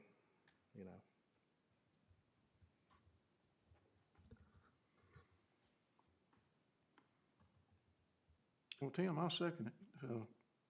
I had never not seconded anything else, so. That's appreciated. My feeling is it's a wonderful organization, and it's likewise with the League of Municipalities, but they are a governmentalized sort of organization such that they promote the continual expansion of government, and that's my issue with them. For example, if you get a salary study done, I know they did one in Oak Ridge, and one of the council members asked them, well, this is what you recommend, but have you ever recommended a decrease in salary? And the answer was no. So my feeling is that they're inflationary, and I still haven't forgot that they didn't follow the instructions as council asked them to follow when they reviewed our ordinances. So I kind of take them with a grain of salt. They certainly have some experts in government there, but I'm a small town, small government kind of guy for the most part.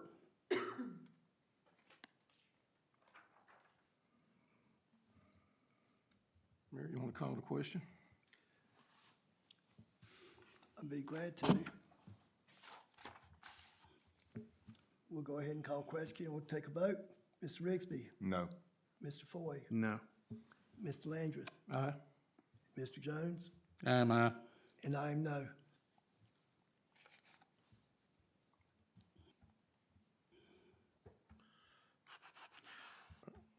Are there any further questions about memberships and dues? I don't have any, sir, thank you. Okay.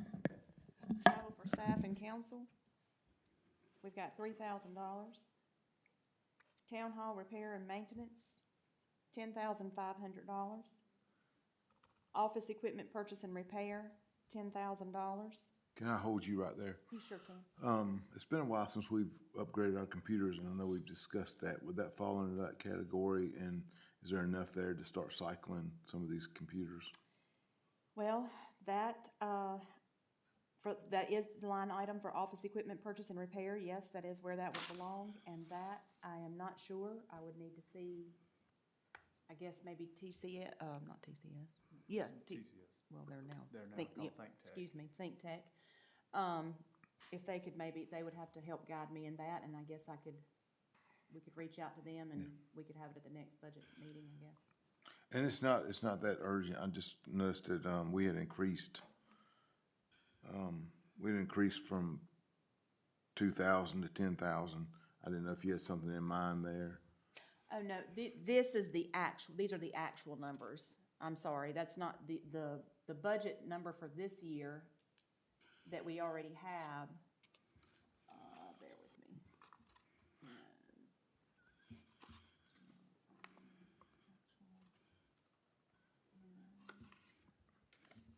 For office, it was 12,000, so I actually came down 2,000. Okay.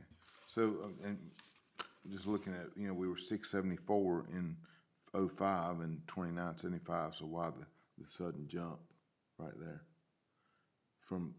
This is just a proposed amount. No, right, but from '05, I'm asking from 25 to 26. We Why was such a big replaced jump? Chris's computer up front, Okay. and, We replaced yours, we replaced Chris's. I don't remember if yours was in the last. I budget. think, What all we need to replace? I think Jim's question is more like what we haven't really spent close to 10,000 the trailing 3 Okay. years. that's fair. And is there anything on the horizon, such as a big purchase, new computer upgrades? Robbie, I know you had fits this week with your computer. So, I mean, is any of that kind of on the horizon for us that merits a higher number like this? I think I remember why this number is what it is. It was computer upgrades, but it's also upgrades for this room right here. We have a projector that doesn't work and one television screen. I think maybe that's where that conversation led that. And I'm fine with that. I was just, like, to reiterate what Doug, I just, I see a jump there in the number. I just want to know what our thoughts were if we had something that, because I do see some technology that needs to start cycling a little bit. We've still got a little bit of money, I mean, quite a bit of money left this year. So you think that's something we need to be looking at, is taking care of some of these I know things? we need a server. I know we need to upgrade our server That's a good point. and some things like that, so. Because we actually have, $9,600 as of right now left in, I mean, I'm not jumping up and down to spend anything, but I'm just saying if we've got things we need to do, we got it in the budget to do. Robbie, you know what we need? Yeah, I mean, my computer hadn't worked for the last 3 days, but I think I finally got it to a place I can use it right now at least. So I would say, some of your laptops are getting some age on them. Of course, the projector is something we've talked about for a while. That's kind of if you guys want it. I know we talked about things such as that, but to Mr. Rigsby's point, our server is, it's at about 80% capacity. So we've almost used 1 terabyte of data. We're at very close. We're a little over 800 and some gigabytes. So server is going to be a big one, but that will not be cheap. When you say that, 1,000, 10,000? Yeah, I mean, I would say north of 20. really? Yes, sir. replaced one out at my office and it was almost $10,000. So you think we're gonna need that in the next, It was in the proposal. They've sent it over to us a couple of times. Yeah. yeah, but what I'm saying, you say that we're, getting near capacity. When do you think that we're gonna have to have that? Because if that's the case, we don't have it in the budget. Well, the reason that it was proposed to us was TCS, James from TCS had reached out and said, here's kind of the list of what we see is time to be upgraded. The server was one, the sonic wall was one. There was the computers. I think the biggest thing on the computers is that all of our computers except for Priscilla's and Kim's run on Windows 10, which is no longer receiving security updates. So they recommended upgrading to Windows 11 installed devices. So that's something to think about. But yeah, that was. Has anybody rendered an opinion about how vulnerable we are if we're not receiving the updates for Windows 10? So the good news is we have a firewall. We pay for that, and the firewall helps us. Now, if you were just your average person who doesn't have something like that, you just have a computer at home, it's kind of a big deal. But because we have that firewall, we are at much less risk of anything ever making it to our computers to begin with. And with all due respect to your computer skills, is that something that has been, has that question been put to TCS or somebody? Is that their opinion as well? Yeah, I mean, I think they understand the importance of the sonic wall, but they just asking. I think their job in the IT field is to be more secure than less secure. So of course they would say your computer and your server and your sonic wall should be secure, not just one. I guess they don't want any fail points. Well, I have to admit, in my old age, I get less and less enthusiastic about computers. I remember when you could go through the whole day without using one. Necessary evil. So back to your computer problem. Is it software or hardware, you think? It's hardware problem. So what's wrong with mine is I have 8 gigabytes of RAM, which is memory essentially, not storage, but memory. I've used 7.7. So we worked the last 3 days to get that number down to 6.7. So at least now my computer will operate. Well, maybe one of my younger colleagues would know the answer to this, but instead of us buying computers one at a time, would we benefit from buying 3 or 4 or 5 at one time and receive a sufficient price break to make it worthwhile? Is that something we need to save up for and put together a package that we could let out for bids to 3 or 4 or 5 suppliers? Because I don't know. We could always get quotes. I did find the quotes on the sonic wall and the firewall. Okay. If you'll bear with me 2 seconds, I just locked up. The estimate on the Sonic wall was 2,700, that was in December. And the estimate on, the server is approximately 20 to 25,000. And that was also in December. Are we gonna be able to you know, we should be getting some sales tax money in. Are we gonna be able to last safely until that comes in? Because that would be an item that we could, you know, I mean, if it's something that we gotta take care of, we gotta take care of it, but. That's a good point, Mr. Landers. Please keep in mind, we did take some money out of the general fund and put into CDARS. Remember, I did those for the year. So do keep in mind if I need, and we did that just for the year in case we need to pull anything out of there. Because what did take, is it 200,000? I think, Lord, I cannot remember. Yeah, I think we I broke don't it, see yeah. that coming in play, but. Right, but I'm just Are you saying, worried about Oh. access to the most liquid of cash, like if, I was checking saying, account? if, I don't feel like we will run into that problem. I do not, but I'm saying if, God forbid, we had to, we did take out of the general fund, it was a couple $100,000 about 6-7 months ago, I believe it was. It was 200,000 in roughly September. You know, next week we receive the big check from the state. That's right. Well, actually, I would- it's, we've got it, it's here. Oh, it came in? One just came in. Good. So, yeah, it's, you're right, I've got the numbers, I've just lost it again, but it's like, 900 and some capacity, and we're at 755. Yeah. To give you a rough idea, and this was in December. So we've gone from 755 to 820. I can give you the exact number. Yeah. I mean, if it'll last another year, we're gonna be in good shape to. But if it, you know, Yeah, I mean, if we had to replace Robbie's, we'd still be okay, but the server. Well, It's a big one. I would suggest if this was something pressing that we needed to do this year, I would encourage us to go ahead and do that this year, because I think there's line items where there's money available.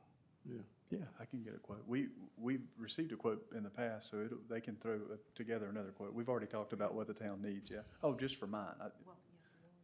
Well, what I'm talking about is the big one, the server. The server, it's a server, the Sonic wall, which is, Sonic wall is the name of the firewall. 2,700. Well, combined, 2,700, yeah. Yes. Can this server be upgraded? I think they have an end of life. I know it's probably at least 5 or 6 years old, so you're, It was six, Yeah.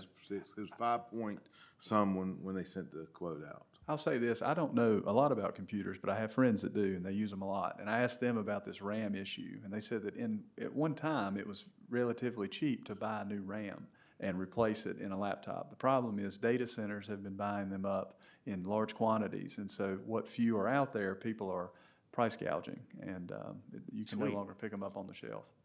So I asked TCS that question directly this week, and he said you're probably better off to purchase a new laptop with RAM than you are to upgrade the RAM in your laptop. One, because your laptop's still old, too, because it's so expensive now. All right, so let's go back to the what- Yep. Go ahead, Tim. Go ahead, bud. I was speaking about the server. Can it be upgraded? I don't know. I haven't asked them that question.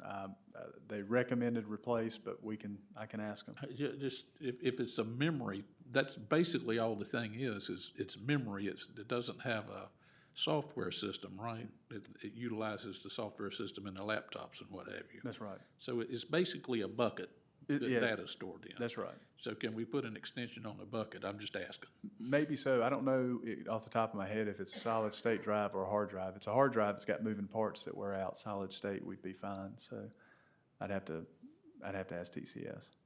I think it said that there was some of the, and I can pull the email back up, some of the parts were expired or out of date. So that's right. They couldn't replace them. Yeah, so I guess it wasn't it wasn't a matter, just to be simple, it wasn't a matter of adding another, thing of RAM or something like that. It was actually the parts in the server are expired and out of date. out with of Dale's consist- warranty timeline. With I had today's upgraded stuff. mine for 3 years, and this year I didn't get that lucky. I was like, can I just upgrade it again? And they said, nope, it's expired, it's obsolete. Okay, so you answered I think a question I was had, is an upgrade even potential? And it sounds like it is. It is, but they would have to be able to answer that question. I was able to do mine for three years in a row. And the one question I have, does updating the server solve the capacity problem? Yes, if you update the server, it'll solve the capacity problem for the server. Won't for any of the laptops, but it will for the server itself. Okay, that's good. Your individual computer, The server won't make a difference. I've offloaded as many storage points as I can off this laptop and put them on the server. Now we're getting into RAM, which is, the way it was described to me is the things that are sitting on your desk, what you need to use. You can only use so many things until your desk fills up. Storage is what you put underneath your desk. okay, so TCS gave us a quote for a new server because they saw ours was running out of capacity. Did we request that? James Moore reached out to me and just said, look, we're your IT vendor. It's our job to let you know when you guys are coming on end of cycle of your equipment. I want to sit down and talk about it. And we did, and we got the quote. And I think it was addressed at a council meeting, but I don't know that we made any, the council made a motion at that meeting. Are we at a point where we need to hire somebody and pay them as a consultant to make any recommendations about these upgrades?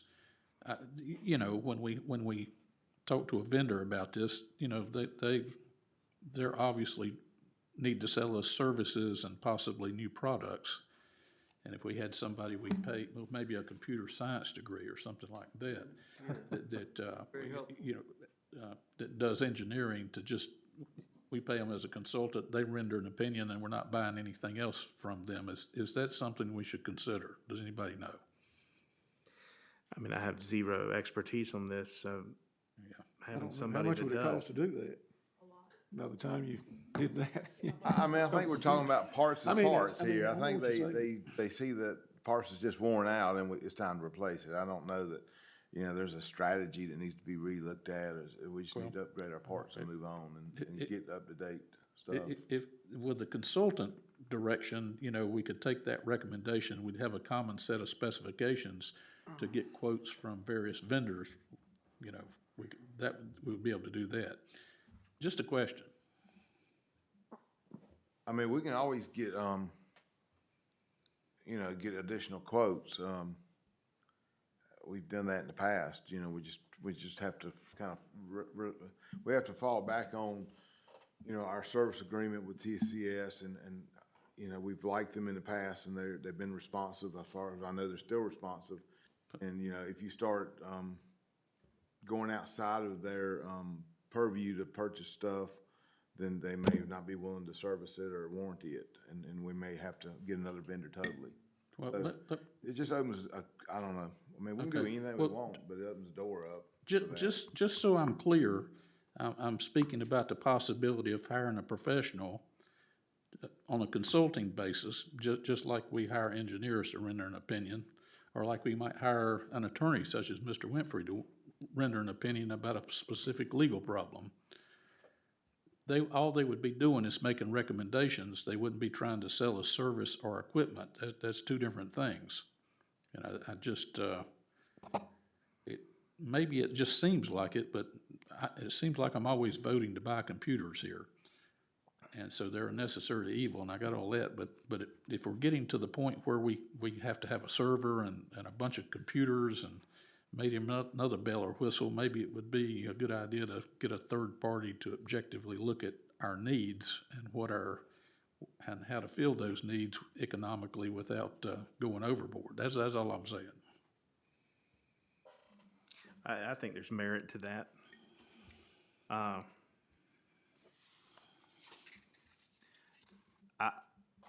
would even come at it from an additional angle to look at it from a security standpoint. Well, that's an important aspect too. I don't know. That's actually one that concerns me more than anything. Yeah, good point. That's a very good point. I don't know, this is the only town hall I get involved with trying to provide computer services for the staff and pay for everything. All right, I'm open to that idea, would even be willing to look more into that. But it does sound like it's time to do something from a server perspective, one way or the other. simply for a capacity standpoint. Okay. Okay,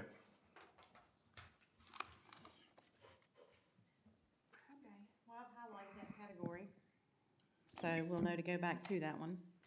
We will, and perhaps there's something we could even pull a lever on this year Right. to do that. If there's, as we get closer to year's end, we'll have a better idea of what the budget can afford. Okay. All right, our next line item is housekeeping, office supplies and software, 30,000. Postage is 1,500.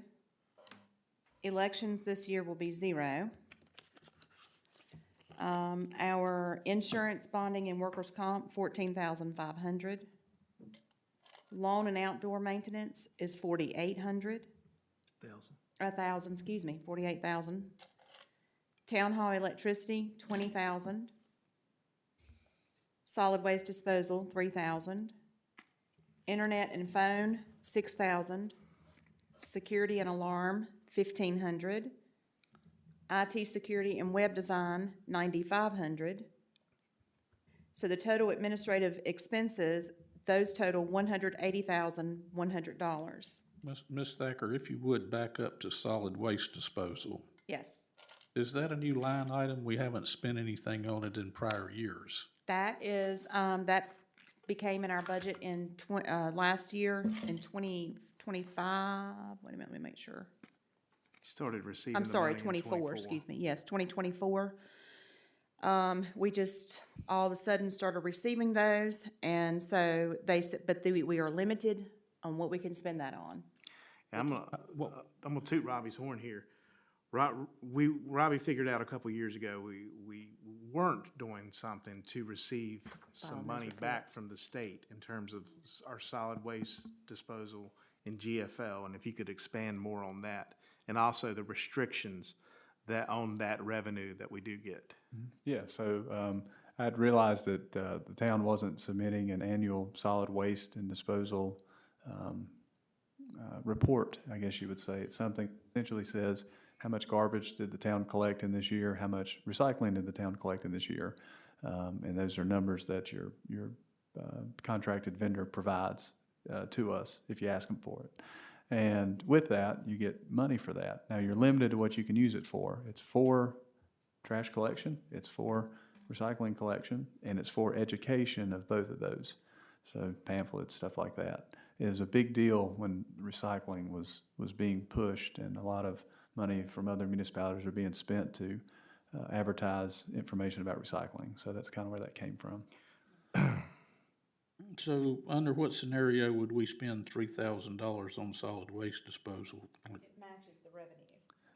Because I'm projecting that we will receive around 3,000 for our solid waste disposal in the revenue column. And so then, because we have to, go ahead, Mr. Jones. It's offsetting, is that what you're telling me? Yes. Because we're limited on, Those are reserved funds. yeah, they are. Restricted. So that has to go in that line item. So we get the money. Move that to computers. Yes, we get them. So what could the money be used for, Robbie? Well, Ms. Martin has suggested the idea of a shredding event. If that's something the town ever wants to participate in, that's one option. But anything essentially for waste collection, whether it be recycling, stuff like that. We're fortunate that our current vendor offers 2 bulk waste item events a year at no cost, so that's good. But that's really kind of limited. I've reached out to the town of Oak Ridge. They get it as well, and they haven't found a way to spend it yet either. Gotcha. What happens? What about the trash on the road? Because I am gonna talk about this at the next town council meeting, and I have a solution, but I'm just gonna say between Angel Purdue and Athens on 158 looks awful. It looks awful. We have so much litter that is accumulated there. It's unbelievable, actually. You know, I don't know. I'd like to see an alternate way, but I don't know. I'm going off on a tangent, but it looks awful. I think you could I justify. would, I'm sorry. Yeah, go ahead. no, you're good. So I would like to throw something out there, with football, football events and the summer, we always are full on our garbage down there. What if we used a little bit of that money, and since GFL is expanding to 3 days in the town, that we have 2 town pickups at town hall? Maybe like one on a Monday and one on a Friday or something like that. Just mainly like in the, maybe in the summer or whatever, because seems like we do have times where we're full out there in the trash cans. They do our trash pickup for free. So I Don't they? understand. Correct, yeah, Yes, we do sir. not pay. But if we could, just, even if we had to pay a little bit out of that fund to get an extra pickup and during the peak times, summertime or, something like that, just so the trash is not sitting out there in the park. Mr. Rick- Another option would be, to get a standalone dumpster within a fence maybe, and to where we could dump our own, as we needed to. Just to, same thing, during peak times, if we needed to do something. Well, I can suggest our best outcome here is just to ask GFL to pick it up twice a week for free. So, I mean, and they may do it. I'm just throwing it out there, talking about, want to spend a little bit of money, that may be, since we're dividing up the town, that may be an option for us, at least in the summertime. What happens to the money if we don't spend it? Nothing, it's our money. It sits there, you can't make interest off of it, you can't make money off It that money. sits there to where if we did do something, I mean, we could accumulate 10 years Correct, and then do something. that's right, yeah, there's no urgency to spend it, but it's restricted funds, so you can't make money on the interest.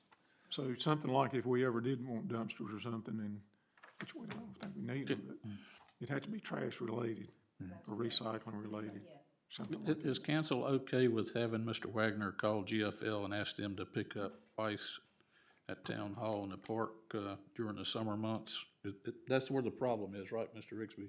I mean, I certainly have seen that. I don't know if the football causes any more problems. Well- But I know in the summer, starting, about when all the schools start renting the parks for their, end of the year Well, rounds. okay, filters and let's stuff. ask for 2 pickups in May, June, July, August. We don't need September, do we? I mean, It's hard to say, Tim. You- I would say that's in season as far as soccer and football season. is Okay. Fall well- or well- spring. Well, then we ask for May through September. All they can do is say no, right? Look, with the football and the soccer, what you need is more trash cans. And let them pick them up at one time, because once they pick them up on Monday, if they pick them up on Monday, they're not gonna fill back up like they do on the weekends.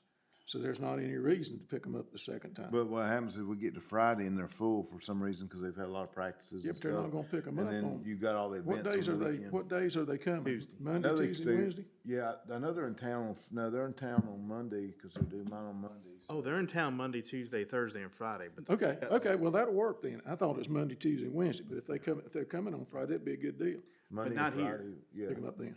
But they're close enough, they could. Monday and Friday would probably work.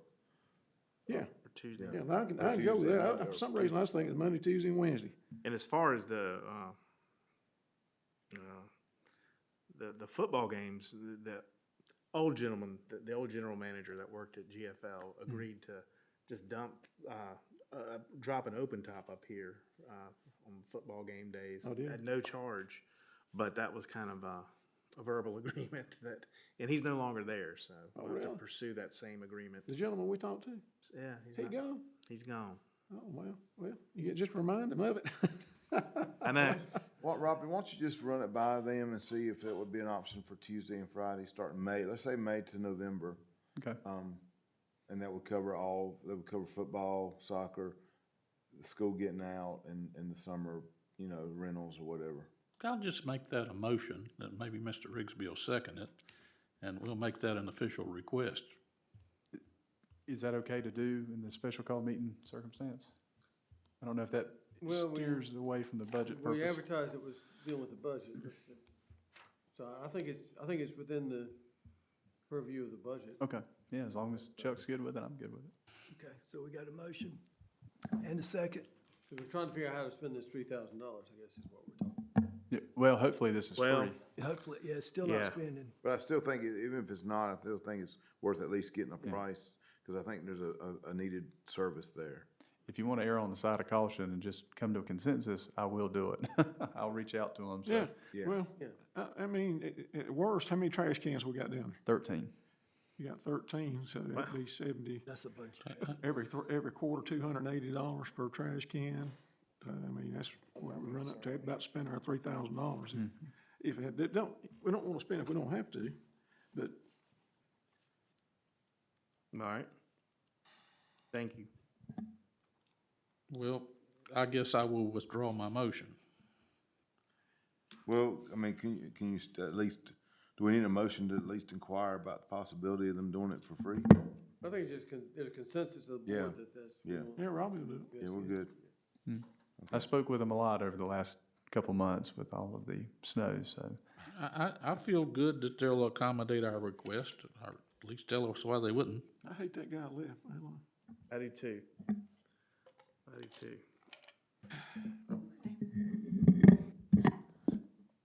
Hey, I want to go back to something, if you don't mind. Yes, sir. Fees and education. Yes. I noticed we 25, 34, then we haven't done anything so far this year, now we got $10,000. We have, this year, I have actually kind of, well, you'll see it from February for, the mayor. And then, we do have some in there for myself and Robbie. However, some of it also is in, with the travel for the hotel and things like that. I need to break those out more definite, more defined.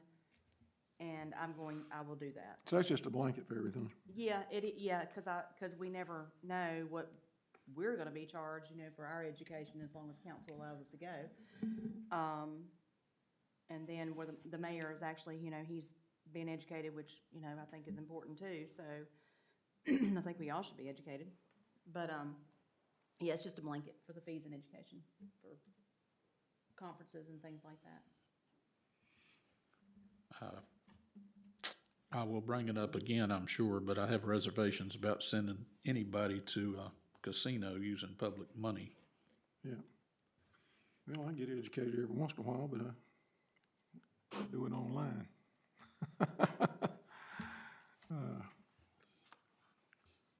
Any more questions about the general administrative funds, expenses? Okay, moving on. All right, total legal and professional services. Audit, as you all know, that we are gonna be putting out new RFPs this year for our auditor. So I did go up to 15,000 on that one. Our legal attorney fees, 30,000. So that totals 45,000. Kim, I got a question. Okay, What was the budget for this year, FY '26, for the audit? that was, I've got it right here, 12,000. Okay, I was wondering if we had any left over. We do, Wow. 3,800. And I'd just like to say to Mr. Winfrey for his, he makes a continual effort to provide us with reasonable legal fees without going off on tangents like some of town attorneys we've had in the past. Whether I agree with him the next 10 minutes over an issue or not, I'd just like to commend him for that. You're welcome. Yes, sir. Okay. Down to the payroll expenses. Our FICA expenses is 24,500. And that is at 7.65% of our staff salaries and council stipends. Then we have mileage reimbursements of $547.13. Payroll processing fees, $6,000. Staff salaries, $282,550. Our health insurance is at $18,000. Dental, $2,200. Vision insurance, vision is $450, and short-term insurance is $1,400. The state retirement estimate, I did estimate that at 15.25% because it does go up on us each year. And what was that amount you said you found? The 0.75%. So I did cushion that a little more than maybe I should have. However, it's there. The council stipends are $34,800. You will notice a jump on our insurance and things this year. That is because the council did approve to start paying the staff members, full-time staff members' insurance. Well, but if you remember, it's cheaper. It is. It No, is, it is. but because of the Chamber of Commerce through the state and Yes, and all that, so yes. it's not really a change. The Well, you're reason right. health insurance is budgeted high is we're budgeting to offer all full-time employees, 3, That's health insurance. Yes. Now, in years past, 2 of the 3 have taken that. It's still proper to budget for all 3 in the event that all 3 come open enrollment in November wanted to select to be on our health insurance. That's right. I also, to my colleagues on town council, if you have any specific questions about these numbers, perhaps I could shed some more light on those in closed session tonight. Under item number 6, permitted reasons to go into closed session.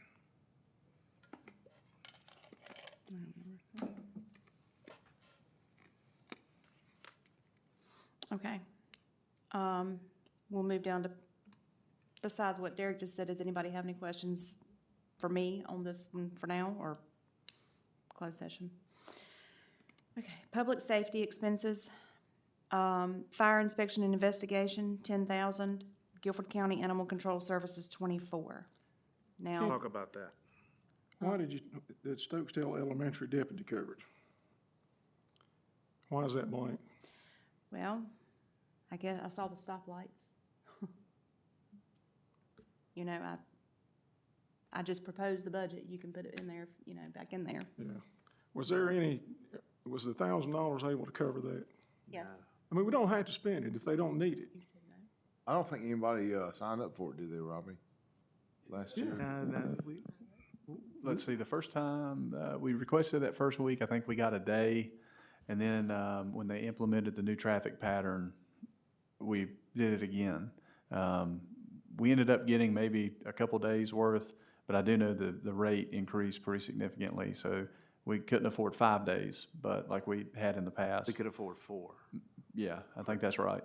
So maybe it was 2 days once and 2 days after. In other words, and we went over this with the parade, the cost for deputy coverage is really I know it's went up a little substantial. bit. I mean, if we can put $900 worth of pine needles down the driveway that's gonna rot in about 8 months, I mean, I think we can put this on there. We may not spend it. Okay.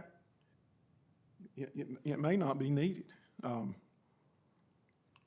Jimmy, why don't we put 1,200 on there to Well, cover? yeah, that's what I was gonna suggest, we go a little bit higher. How have we been spending the money? Has council been voting to hire a deputy for 3 days or 9 days? Is that what we've been doing?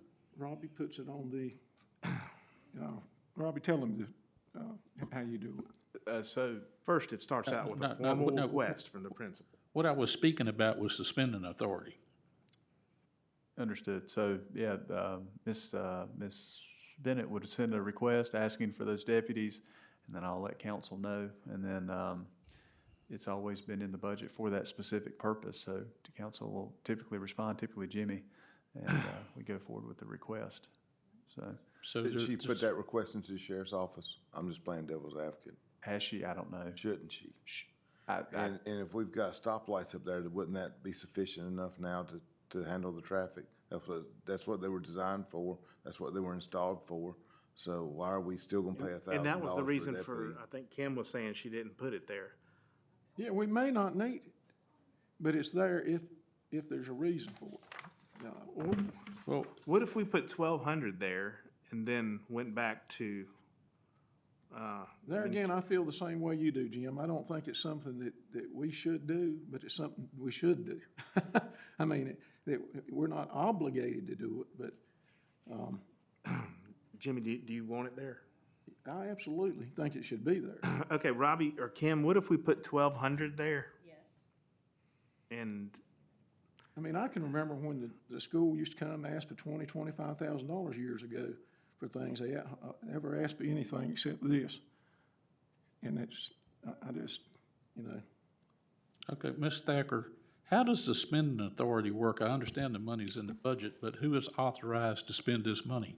If, If it's in the budget, I'm authorized to spend. no, Kim. As far as, are you talking about for the, really, are you talking about for the deputy cover. deputy coverage? In this particular case, yes. Oh, well, it's presented to you guys. It comes to council, and you vote on it. They vote on the amount. I don't know, Yeah, it's brought to you when the principal brings it. they bring, Yeah, she brings the What request. Mr. Wagner just said was he received a request from the principal, and then he put out through the bid. I don't know the system that Guilford County Sheriff's Department uses, but he posts the request on it, and the deputies look at it and decide whether or not they want to work. And there's a tier arrangement, and sometimes you can get them for the first tier, and sometimes it rolls over into the second tier. Am I correct? Correct, yeah. I found that you typically have to go to the highest now. They won't respond for the lowest, but it's the same process we follow for the Christmas parade. So what's the current rate for that? Is it $72.80, I believe, per hour? per hour, plus $10 vehicle charge, flat rate per deputy. Well, I'll tell you what, let's do. We can't do anything about what's been done in the past, so why don't we just, make a motion that somebody's in charge of this, and then that way Robbie can go to them when it comes up, and if that's the case for the certification. Okay, I'll make a motion that Mr. Landorf will authorize the expenditure of up to $1,200 for a deputy for the first week of school as needed, based on his judgment, and he will approve those expenditures in writing to town clerk and Ms. Thacker. I'll second the motion.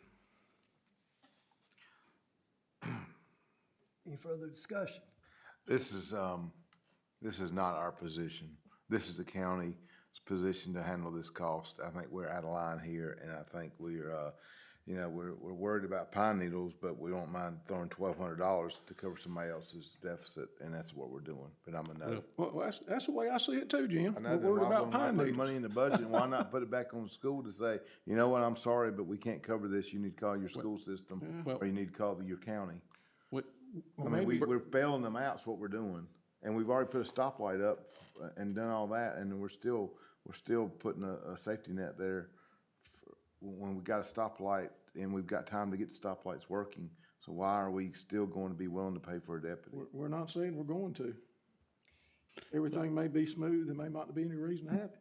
Because every budget year we have this battle, and Mr. Landorf is adamant about it, and it's $1,000, and he's well connected with the school, and I'm willing to support this because it's a limited amount of money, involves the children. I agree with you, Mr. Rigsby, but I'm just trying to, go up the middle here. I agree with what he's saying too. Well, is the assumption here that if the traffic light is operational and functional at the time, we would not do this? If they don't think they're gonna have any problems, and she don't request it, then we won't do it. Okay. I mean, we don't have to spend anything in this budget, but it's there in case. Absolutely. Who knows this, this stoplight thing, I don't know about, I mean, I hope it works out great. This budget is a bucket the money's in. I'm simply pointing out that in order to keep Ms. Thacker out of trouble, there needs to be an authorization from the council to get in that bucket and spend the money. Somebody has to decide, and they have to be authorized to make that decision, but it's council. So it's just, No, I get you. It's a valid motion, it's a legal motion, but my stance is no. I respect that. did I get somebody second my motion? It was seconded, I thought. Derek seconded. Yeah, Jimmy seconded it, I thought. No, Derek No, seconded it, I I'm wouldn't sorry. second. I'm used to Jimmy seconding it, so I just was waiting on him. Okay. No. Any other discussion? We'll call for a question. Mr. Rigsby, No. Mr. Foy, Aye. Mr. Landrith, Aye. Mr. Jones, Aye. and I'm also aye. So with that, Kim, you'll add that to the budget, and then you'll find $1,200 to take out, and probably there's several categories under general administrative and expense.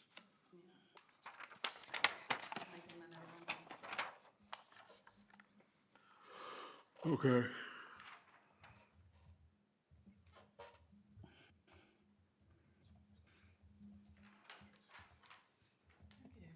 Jimmy, you remember the old crossing guards? We could invest in a reflective vest and get you a stop sign, Yeah. save us some money. I would rather spend $1,200 and buy the staff lunch or something like that personally, but that's just me. Maybe we can vote to do that if we don't use it. and I would I be mean, we willing can to go in and discuss do that. that if you want to. I hear what you're saying. So I I really just do. think we're at a place on this, and we're just bailing out a department that's got 5 or 10 people going around taking pictures of their, their leader, so they got 5 or 10 people that can come over here and direct traffic instead of taking pictures all day. I agree with what you're saying, but the thing is, the principal can't help it. She know, can the help it. peop- She's looking for the easy way, and that's us, and we've bailed her out every year. Now, I agree. She's got a I think chain of there's a little command. She can go- animosity somewhere going on. So she's got a chain of command she can go up through. You got a county commissioner that's getting ready to raise our property taxes phenomenally and have plenty of money in their budget and plenty of money in the other budgets across the county. And we're gonna spend $1,200, but let's move on. Well, we may not. I mean, we're gonna be fighting, come June, this room's gonna be filled with citizens because our property taxes are getting ready to go up thousands of dollars. And all that money's going into the county coffers that we're bailing out right now. Well, my property taxes had went up just like everybody else's. Matter of fact, I was gonna actually talk about that tonight. And, Well, guys, we voted. No, I said, I'm ready to move on. I'm good, but that's what I anticipate. I can't disagree with you. well, I'll tell you what, they can fill the place up, and I'll agree with them. Matter of fact, tonight, my closing comments, I was actually gonna talk about that a little bit, but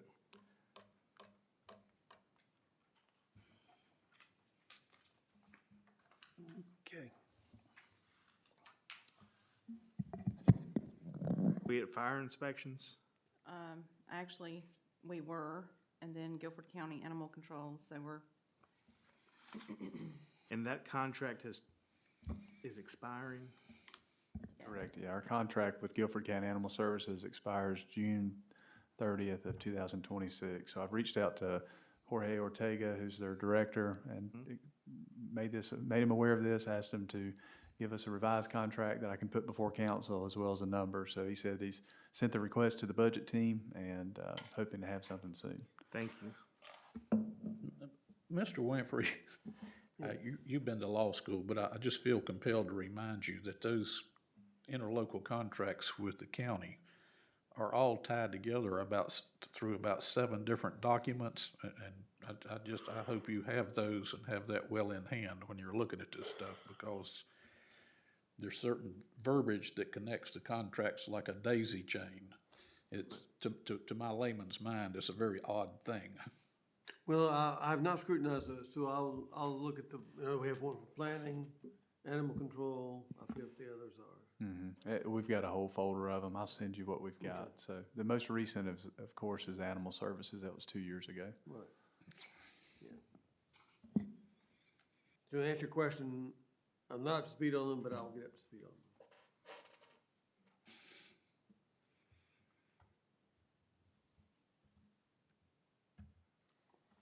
okay.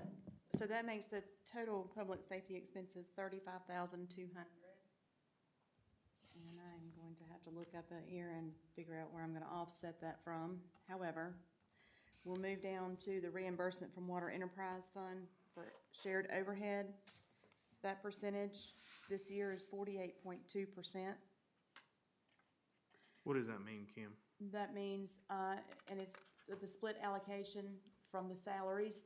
And if you, is that sheet in here? Do we have that sheet in here? Yes.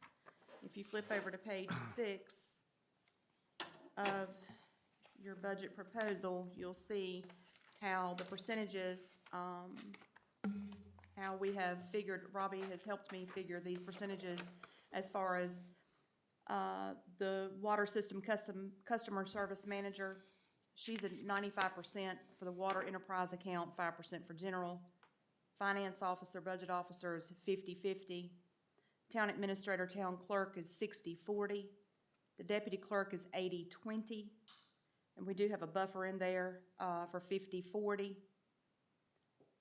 And we did have Mayor Pro Tem Foy did request to the budget officer for $60,000 for a 60-40 split as well.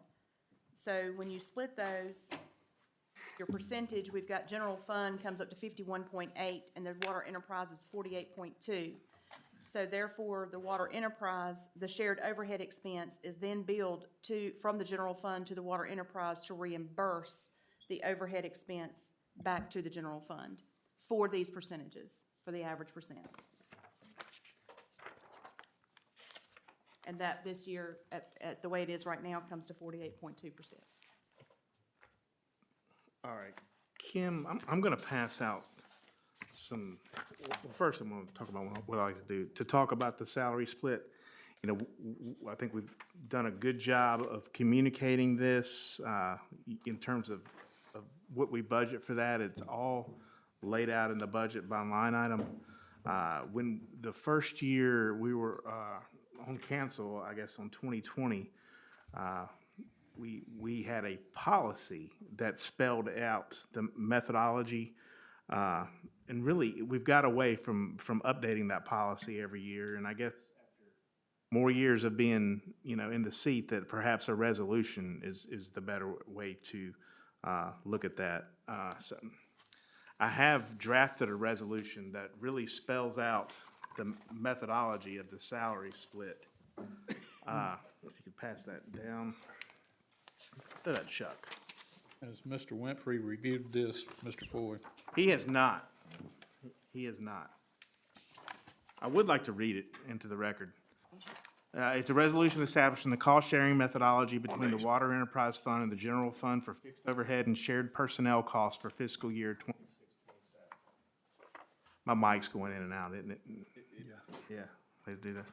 Okay, whereas the town of Stokesdale maintains a general fund to support general government operations, administration, town park, planning, zoning, street lighting, and town events, whereas in addition, the town operates a water enterprise fund to manage, maintain, and support the municipal water system, whereas the town employs a small staff whose duties support both the water enterprise fund and general fund, and whose work is performed collectively within the town hall, whereas the town hall facilities, utilities, technology systems, insurance, and other fixed overhead costs support both general government operations and the water system, whereas it is fiscally responsible and consistent with enterprise fund accounting standards that the water enterprise fund reimburse the general fund for its fair share of fixed overhead and personnel costs associated with supporting the water system operations, whereas the town seeks to adopt a clear, consistent, and auditable methodology for allocating shared costs between funds. Now therefore be resolved by the Town Council of the Town of Stokesdale, Section 1, the allocation-based method based on employee time. The town shall determine the percentage of each employee's work time dedicated to the water-related activities versus general fund activities. Each employee's salary and benefits shall be allocated between the two funds according to this percentage. The percentages shall be reviewed annually during the budget process and updated as duties change. These are all things we do today, mind you. This is just formalizing it, in my opinion. The application of salary allocation to shared overhead at the rate specified in the salary split. The combined percentage of employee time conducting business of the town's water system shall be reimbursed from the Water Enterprise Fund to the following line items in the general fund budget. That would include town hall maintenance, repairs, office equipment, purchase and repair, housekeeping at town hall, the office supplies, software, and printing, insurance, bonding, and workers' comp, town hall electricity, internet and phone, the security and the alarm, IT security, website designs, our annual audit, FICA, payroll processing fees, town hall staff salaries, health insurance, and state retirement. These are all the categories that we share cost in for the last 6 years. Annual budgeting and documentation. The town finance officer, budget officer shall document the time allocation percentages for each town employee. This has been done. Apply the resulting blended percentage to shared overhead items. Include the calculated reimbursement amount in the annual budget. Maintain records sufficient for audit review and public transparency. The purpose of this policy is this methodology ensures that the Water Enterprise Fund pays only its fair and proportionate share of town hall overhead expenses and that the general fund is not subsidizing expenses that support water fund operations which are paid from the town's water enterprise fund. That our budgeting remains transparent, consistent, and equitable. This year's split, the total staff salaries are budgeted at $282,500 based on the staff time spent. Salaries are allocated to the general fund are $146,263. The salaries that are allocated to the water enterprise fund are $136,286. This yields a split of 51.8% of salary time on the business of the general government of the town and 48.2% of the salary time spent on the business of the town's municipal water system. That the fixed overhead in the section 2 of this resolution will be split in accordance with the above percentages, that the shared expenses will be paid from the general fund, and the water enterprise fund will reimburse the general fund for its share of the shared expenses. Furthermore, and this is new for this year, so this is really one of the reasons I wanted to get this out here and to read it out loud. And this is up for discussion. Allocation of council stipends based on agenda content. Let it be further resolved that the stipends paid to members of the town council shall be split between the water enterprise fund and general fund. Because it's not practical or reasonable to require elected officials to track their time by fund, the town shall determine the appropriate allocation percentage by reviewing the agendas of all regularly scheduled town council meetings over the preceding 12 months. A running tally shall be maintained to classify each agenda item as either water-related or general government-related. The percentage of agenda items pertaining to water enterprise fund matters shall be applied to council stipends, and that percentage shall be reimbursed by the water enterprise fund to the general fund. Based off this allocation method, the water enterprise fund would reimburse the general fund 33% of council stipends pay, thus making the allocation split 67% general and 33% water funds. And then the last page is signature. So council stipends are new to the split this year. Would welcome anybody's input on that. From a practicality matter, it certainly does not merit doing the same, to mirror our split to staff's split. I think a more practical way is just taking a look at the agendas for the past 12 months and seeing, what we did there. This past fiscal year has been a really busy water year. We know that. This next one may not be as busy, but likely will be in some regard. So that is what I welcome feedback on and thoughts, or anything in this document. And there's no motion on the table. There won't be to adopt this tonight. This is to put it out there for discussion. Yeah, and it looks like you put some effort into this and did a fine job, so don't take my questions as any kind of passing a judgment on the thing, but we're going to have agenda items that are going to muddy the waters, I feel, and I hope we wouldn't have to spend town council time or attorney time to discern how much of a particular agenda item applies to water versus applying to the general fund. Pick on Chuck a minute. Let's just say that Trump calls him to D.C. and we need another town attorney. So we got an agenda item to discuss how to hire a town attorney and who to hire and so forth. How would we split that kind of agenda item when we got to it? What would the town staff's direction would be 50-50 or what? No, I mean, in my opinion, that would just fall under general government. So the general fund. Yeah, I'm just saying. But no, there's some that you're not wrong. So cross over. there's some cross-pollination, if you will. I wouldn't,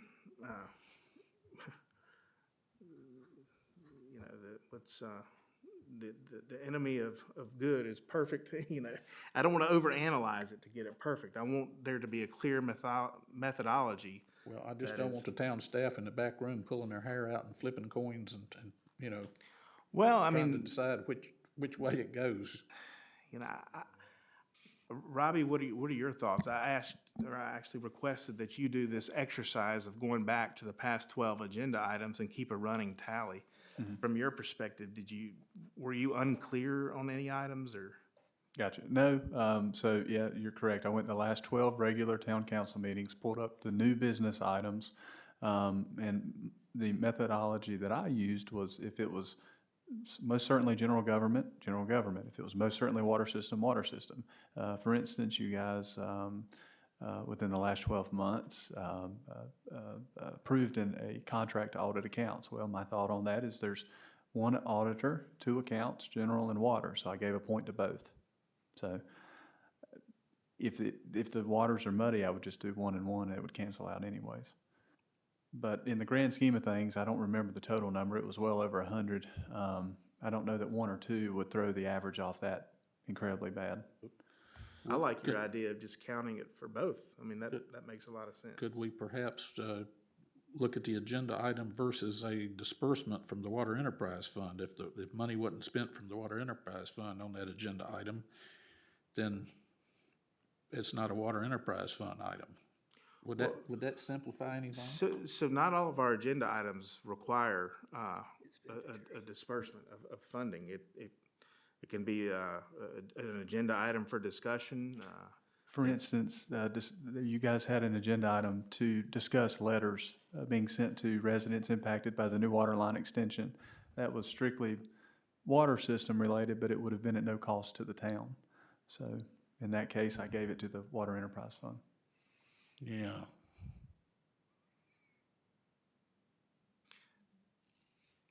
I guess I'm lost. Are we talking about just doing a certain percentage? Or are you talking about doing a calculation every meeting? No, every year as we go into budget season to kind of assess where we've been the last year. Just You know, kind of in this case, the best way to forecast it, just take a look in the rearview mirror. You know, rather than try to pull all of our hair out. What was the percentage? The rolling 12 months, we're 67% agenda items, general government related, and 33% of our agenda items have been Water Enterprise Fund related. Right. Now, if Robbie saw that, in his judgment, that an agenda item kind of fit under both categories, he counted each. For Well, So what you're proposing is the 33% it is. for this year. And that would be justified by what we have done. Right. I And mean, then we'd analyze it again. we should do this every year. We're doing it's very transparent because everything has been in the budget, but this, and you asked the question, has the attorney reviewed this? The answer is no. When we did this in 2020 and called it a policy rather than a resolution, our attorney did chime in and say, you know, I don't want to quote him, it's been 6 years, but not only is this a good idea, that your auditor would appreciate it, and it's very legal. Well, if I may, methinks that this council should just, when appropriate during the year, have a debate about this. Guys, how long do you think, as a council, we've spent on water versus general fund? And somebody make a motion until it's passed, and whether that be 10% or 90%, we would eliminate this and the staff time, if it's legal. Yeah, I love it. It's I'm sure it's legal, but is it defensible in an audit situation? I love this because there's a process. Well, and it's objective. I don't think our auditor's checking for spending authorities on the expenditures. So, I mean, this is, there's nothing wrong with it, Mr. Foy. I mean, it's detailed, but it does open up the can of worms. It's almost like, let's just say these two are hired in Washington, D.C., and they have to be replaced. Are we gonna have to write a policy for them to use to determine which one of those agenda items applies to water versus general fund? Are we gonna have to, you know, is this gonna make every life easier in town hall, or is it gonna add complexity? We're talking about the allocation of $34,000, right?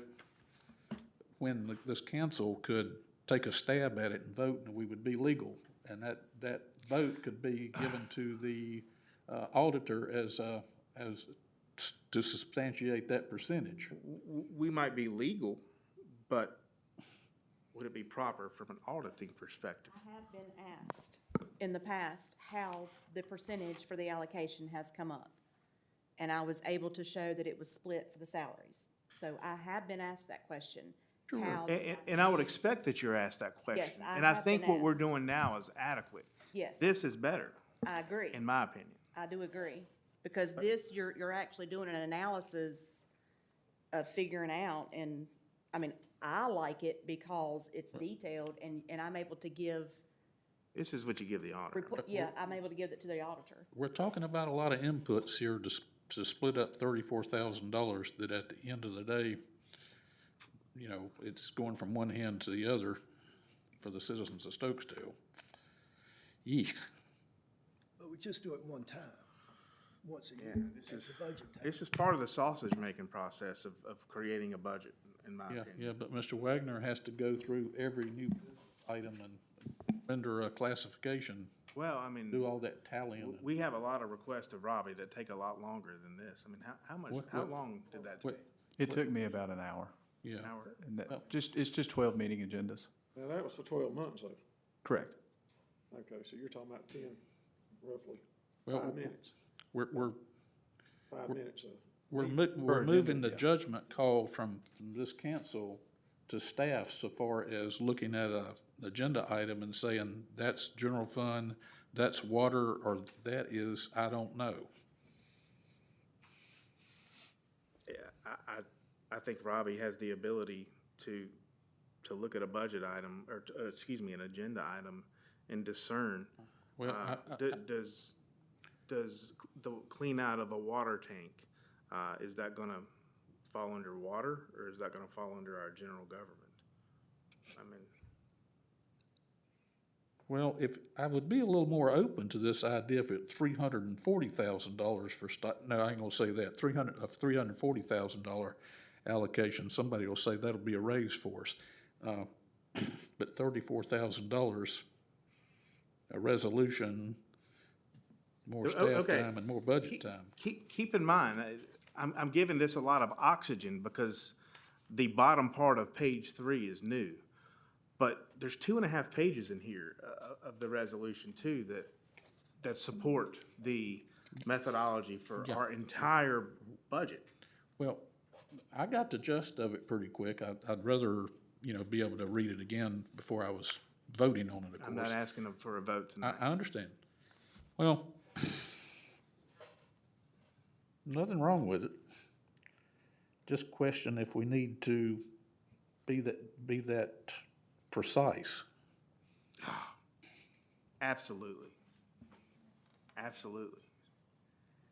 You know, We're- I would like to. Do we need to? I don't know. you Probably know, not. We just voted on a disbursement for mulch at this town council meeting without any other bid that didn't have any segregation between install cost and the actual materials with the number. It doesn't have a line item telling us how much of the material we're actually paying for.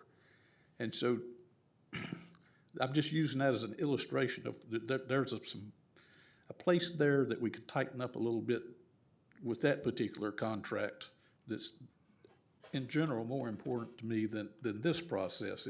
There's nothing wrong with this, but there are other places that I think our time might be better spent. If council wants to do this, well, you know, yeah, that's fine. I don't know. I think this is one of the more important documents that'll exist in the town every year, along with the budget. I mean, I hear what you're saying about the $9,100 mulch. Does anybody know if any other town operating a water system allocates costs like this? Did we get this idea from somebody else?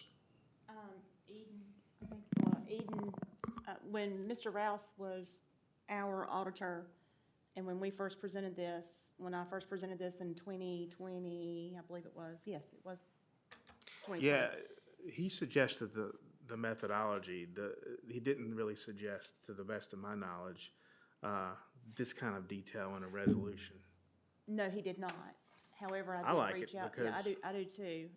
But there are towns that do. And if I'm not mistaken, I think he did say Eden, one in Eden. Well, something in Eden if did they're it. not doing it, that means their general fund Is funding everything, subsidizing yeah. the water system, which you know, And the main, that's the see main what reason Chuck it thinks came about out, that. That is illegal. was because the water account needs to support itself and Stand on its own 2 feet. stand on its, that's exactly right.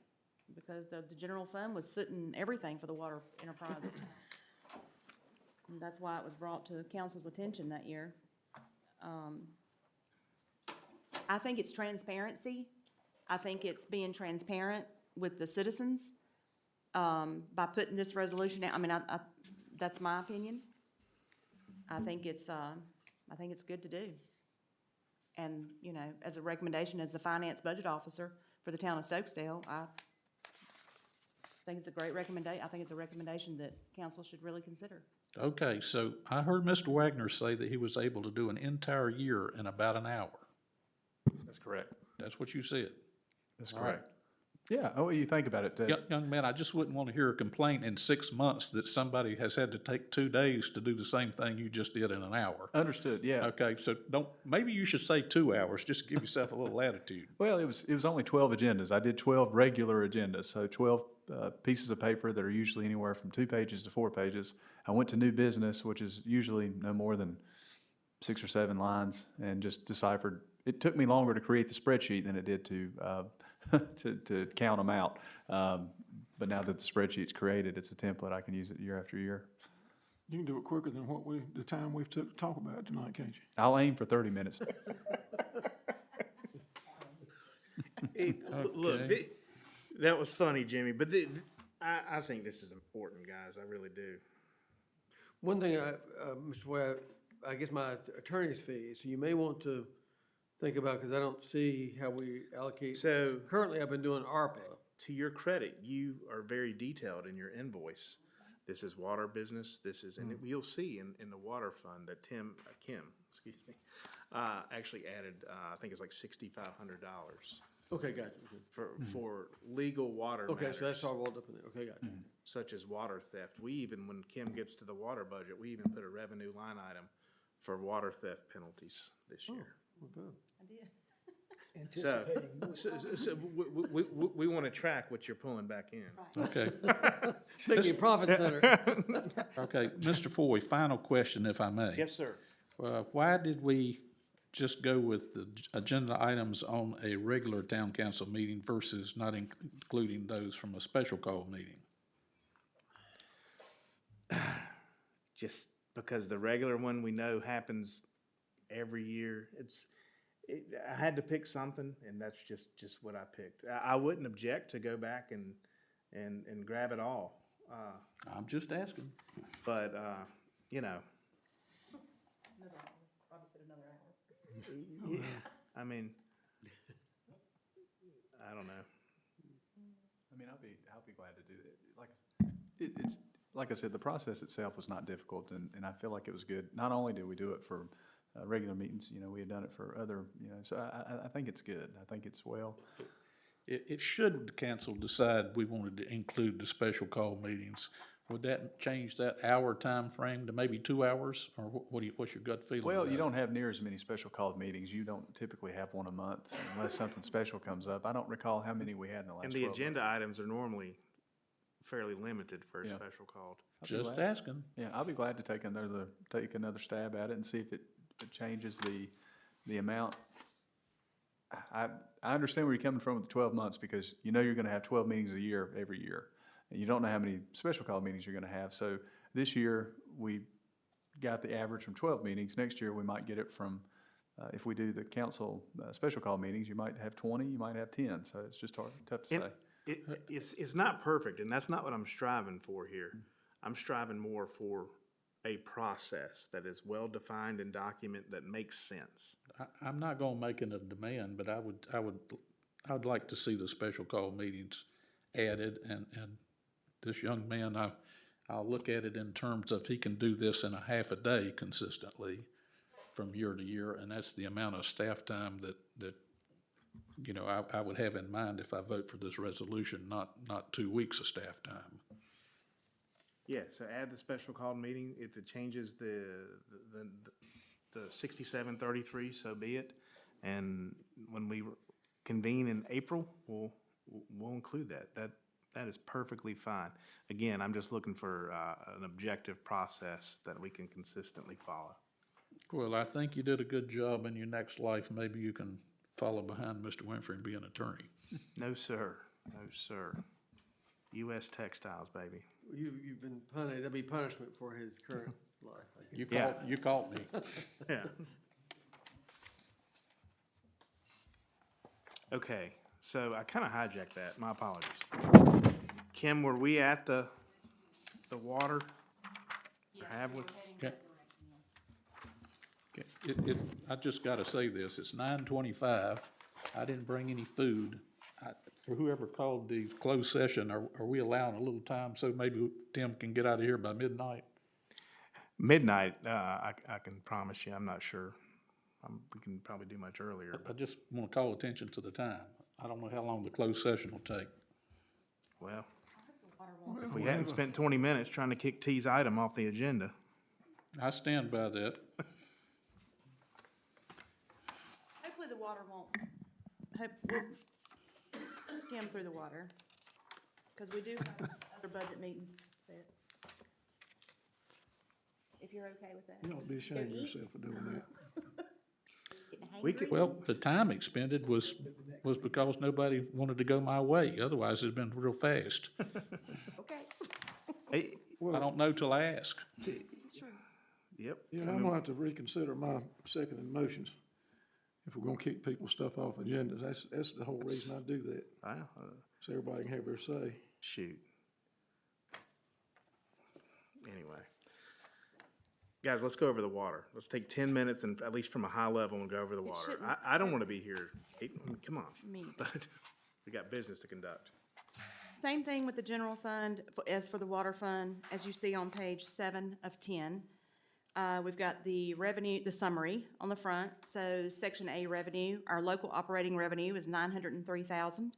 Local non-operating revenue, $65,000. Our non-operating revenue, which is our grant and intergovernmental transfers, is $1,607,266. The section B expenses, direct operational expenses, $689,453. Capital projects, $1,642,266. Reimbursement to general fund for shared overhead expenses is $243,547.13, which of course is the same from the general fund. So then if you turn to page 8 of 10, we'll start with the water revenue. Our water sales, $825,000. System development fees, capacity fees, we're at $35,000. Taps and connection fees, $40,000. Late fees, $1,000. Damage penalties and meter resetting, $1,000. Fines and penalties for water theft, $1,000. That totals $903,000 for the revenue. The Chuck Winfrey. You see that The smile? Chuck Winfrey clause. Did you see that smile on Chuck's face when you mentioned that? Yeah. Did you see that? Y'all gotta look at that now. Yeah, he is grinning really big. Chucky made the budget on the revenue side instead of the expense side. Finally. Chuck, you need a TV show, my friend. I think we can make some money there. Our local non-operating revenue, excuse me, investment earnings, $65,000. Same as with the general fund, that was the average at 3.3. Non-operating revenue, this is for the Guilford County ARP. Of course, this number will change a little bit. However, we have an expense column that offsets this, so it would not change our budget numbers just by that number. It would all just offset. So Kim, let's peel that back a little bit. Okay. This figure, 389,000, is the balance left over from the Guilford County ARPA grant after we have spent the money for construction, that 1.8 million. Correct. We would still have $389,000 left. Correct. That needs to be expended by December 31st of this year. And from the altitude valve and potentially a stir, there are projects that Hazen should have us something soon. We're gonna meet with the utility co soon, so some things are underway there, but I think it's a number we all need to be mindful of. Yes, and to echo the same as for the House Bill 1163, and then the infrastructure for the AIA, and also the infrastructure planning grant, same difference. So that's the amount of money, those two numbers, is what we have not paid Hazen yet. Correct. But the whole amount has been encumbered and voted on by Yes, the it council. has. So Yes, there's no further action for this council to take on those grants. It's waiting for the deliverables from Hazen and Sawyer. Yes. Is that Just those last two, yes. okay? Yes. So in each meeting that you guys get the management worksheet for the grants, I think it's important that you look at those and look at the balances left, as you would see those last two are zero. There's no more money left to be encumbered in those. Yep, Just giving you a heads up on that. thank you. All right, so let's go to page 9 of 10. Under the direct operational expenses, our water purchase is $330,000, bond and insurance, $1,000. Contract operations for reading water meters, $16,800. Contract operations for marking lines, 811 calls, $25,000. Contract operations for new customer meter installation and general repairs, $100,000. Engineering and infrastructure consulting, non-capital projects, $50,000. Dues, subscription, and office supplies, $7,500. Legal fees, non-capital projects and capital projects, $6,500. Chuck Winfrey column, I'm just kidding. Operator responsible in charge is $16,000. Our postage is $9,000. FICA expenses, $765,000. Mileage reimbursement, $2,000. Salaries, $10,000. Chemical chlorinator maintenance and electricity, $3,000. 811 service, $1,000. Supplies, water hydrant maintenance and repairs, $5,000. Water tank maintenance, $30,000. Quality control and testing, $7,500. Water meter purchases, $32,500. And then we have contingency appropriations, $35,887.87. So our total direct operational expense is $689,453. Kim, thank you. A couple comments.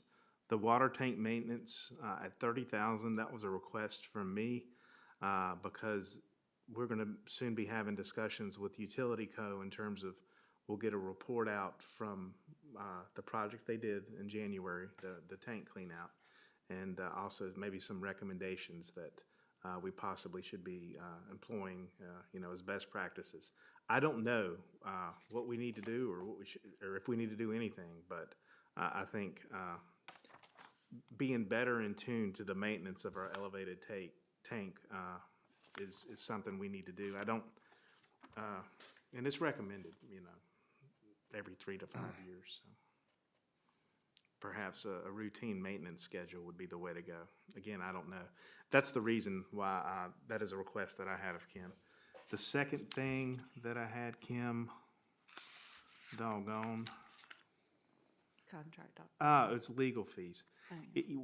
Would you mind taking out, I'll see if it's okay with the guys, just anything that's in parentheses there, non-capital projects and capital projects? Sure. I think those could be confusing. Some of Chuck's legal work doesn't really have anything to do with the project. It has to do with water theft. Okay. Yes, I'll be Or like happy. negotiating with City of Winston-Salem or, Sure. I mean, that kind of thing. Yeah, it's definitely not, we've just used that example tonight because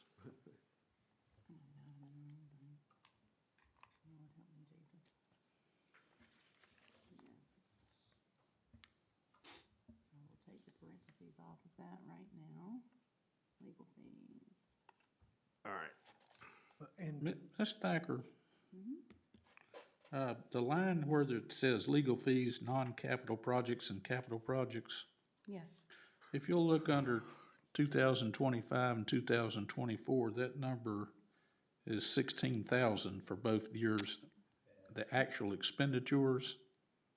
Yeah, And then if you'll look, the operator responsible in charge, I thought we compensate him two different ways. We give him basically a payment for the use of his business and expertise.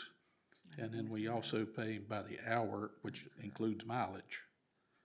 Is these two numbers here correct, that we spent exactly 16,000 on legal fees in two separate years? No, we tried to reformat the, spreadsheet so it would be easier to read. And we see, Robbie and I, when you just said that, we were like, yep, we saw what happened.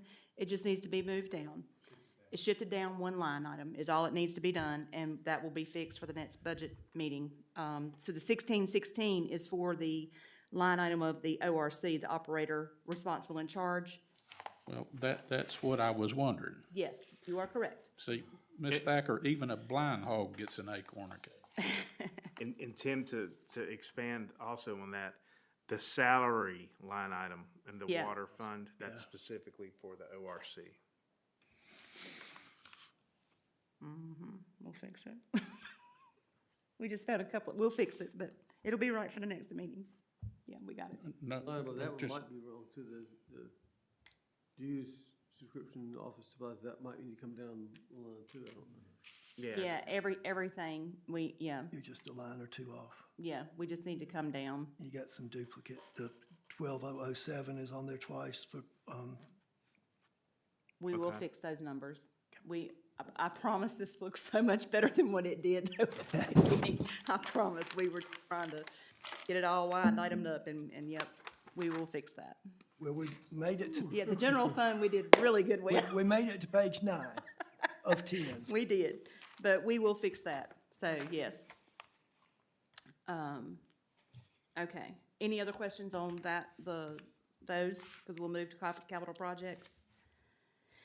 So the transfer, excuse me, system development fees to capital reserve fund, 35,000. Then the capital projects is $1,607,266. And actually, the total capital projects, if you see the capital projects, that actually is the exact number of the grants that will be left over from the the grant amount left over. And then the system development fees and the revenue of 35,000, those will always offset each other. And then underneath, of course, is our shared overhead expenses that will mirror from the general fund over. And as of right now, we have, What now? as of right now, we have a balanced budget in the water enterprise account. Fine. Yep. There we go. Are there any questions or anything on the water as of right now? Okay. Good job putting that together. What's next on the agenda? Is it, Next on the agenda is item number 8. That would be public comments from the floor. Mr. Johnson? Connie Johnson, 7761 Highway 68 North. And at the risk of delaying Tim's midnight snack by 3 minutes, I'd love to refer back to Mr. Foy's comment at the beginning of the meeting that this budget was, forgot the exact words, maybe revenue neutral, which is, quite refreshing. It's been very pleasing to see you guys debating $1,200 expenses or whatever, or less, or whatever. That's quite refreshing. I'm not sure that Skip, i.e. Skip Austin, will be debating quite that hard in the coming months. Jimmy, you mentioned that you'd gotten your reevaluation, as all of us have, for Gilbert County property taxes. It's I don't know that we all have the option to appeal what our individual property taxes went to. Mine went up north of 75% at my house.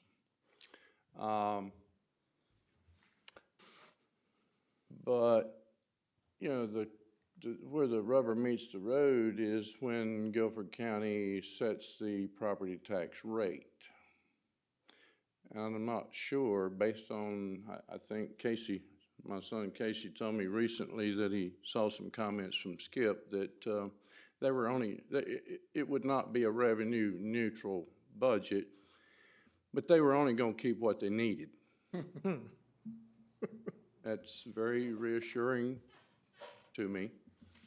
Not really, but I would like for you as representatives of the people of Stokesdale, consider, I'm not sure if it's a resolution or whatever it may be, to our, to the powers to be. I keep referring to Skip because he's the chairman over there at the county commissioners. So it's going to be, you know, I can pay my taxes, but there's going to be some folks that's going to have a hard time. Some people in Stokesdale is going to have a hard time with that. So I would request that you, as a representative of all of us folks here in Stokesdale, at least consider sending some unified voice, unless there is opposition, unified voice to the county commissioners that folks in Stokesdale are not, would like some, you know, some serious sausage-making debate when it comes time to set that rate. Thank you. I agree with you, Connie, 100%. I think we need to be there in person, personally. I think it's too important to send a resolution that won't get read or won't get acknowledged. So I think we got to look at this year a little different. Mr. Johnson, just so I give it a heads up, it'll be on the agenda.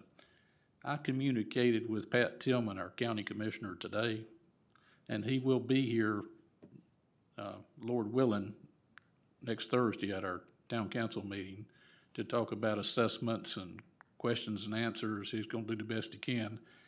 Just keep in mind that he is one of two conservatives on a board of 9, I believe. There's only so much that he can do as an individual commissioner, but he is coming. And we have had some discussions about how we might have a collective meeting about how to collectively talk about how to file appeals, or maybe even the idea of some outside consultant that the town of Stokesdale could sponsor and citizens come in. But that just call me if you have further questions, or call him. But we kind of working on it. We getting tax bills too. We need to do what we can do. Sitting on our hands is not going to get us anything. Certainly need to voice our opinions and our preference and make it known as broadly as we can. And Mr. Jones, I'm glad that Mr. Tillman is planning to be here, because that will carry a lot of weight. But probably wouldn't hurt to do a proclamation or some type of. I ask you if your voices carry more than mine, certainly won't get read. Thank you for sharing that. Yeah, thank you, Connie. I agree with you. I think we do. Yep. Any other public comments? Okay, we'll move on to council comments. Mr. Rigsby? Just want to thank everybody for coming out, and yes, this is probably our biggest issue of the year is these property tax, and not only us, it's the citizens' biggest issue of the year is how they're going to pay their property taxes. Oil and gas have gone up over the last few days, and definitely going to be some serious discussions need to be had, in the coming months. So, thank you. I'll also address one point that Kami made was that it's going to really impact a lot of citizens in Stokesdale, and I agree with that. the people that can't afford it the most is gonna hurt the most, and that's common sense, but I was looking, just for grins and giggles, was looking at some properties, right there near Greensboro Country Club, Irvin Park area, to see how much those increased. And I noticed they increased, but the increase level was 20, 25, 30%. So some of those folks would actually see a drop in their taxes, whereas, those folks that are seeing 75%, 55%, you name it, are gonna see quite the increase. So, I want to thank, staff, for all their work they did on the budget. I always thank my colleagues, for their, engagement and discern. Lastly, I'd like to give, thanks to all the, officials that work the election, polls here at Stokesdale Town Hall. They don't get enough credit. They're up here, a group of ladies. I'm not going to name them by name because I'll forget somebody. But, they're up here. They keep a positive attitude throughout the day. That's a long day. It starts at 5:30 and, ends at 7:30, 8 o'clock. And that's just that day. There's other time commitments too. So, they were fresh off a municipal election back in November and back at it here this past Tuesday with a smile on their face and, just a commitment to our overall democracy. So important. So my thanks to them. Yeah.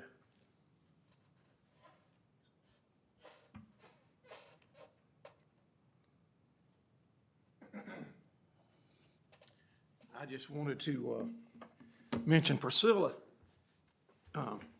She's had a procedure done. It was pretty serious, and thoughts and prayers, all of us are with her. I was just checking to make sure it was okay to say anything, and we wish her our best.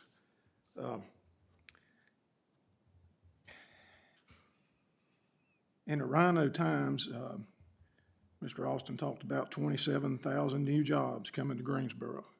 We build these big places, and it's sold to us like we're going to get the jobs, and there's always somebody moving in to get the jobs, it seems like. And our taxpayers having to pay for it. We're the people that's been here, and it's really rough. It's really rough on people that's been here with the lower incomes. A lot of people are moving in that's got larger incomes. And then these taxes are something else, it gets a little tiring for them. And this is including the fire department and everybody else. They go up and they say, well, we've got more people coming in. Well, it should be more taxes coming from those people. It just bumfuzzles me. I've got a friend, he was just an old farm boy, and he was able to sell a little land, get him a decent house, still got quite a bit of land. And, one thing I get to hear quite a bit and see on the internet a lot is why we let them build houses and do this and that.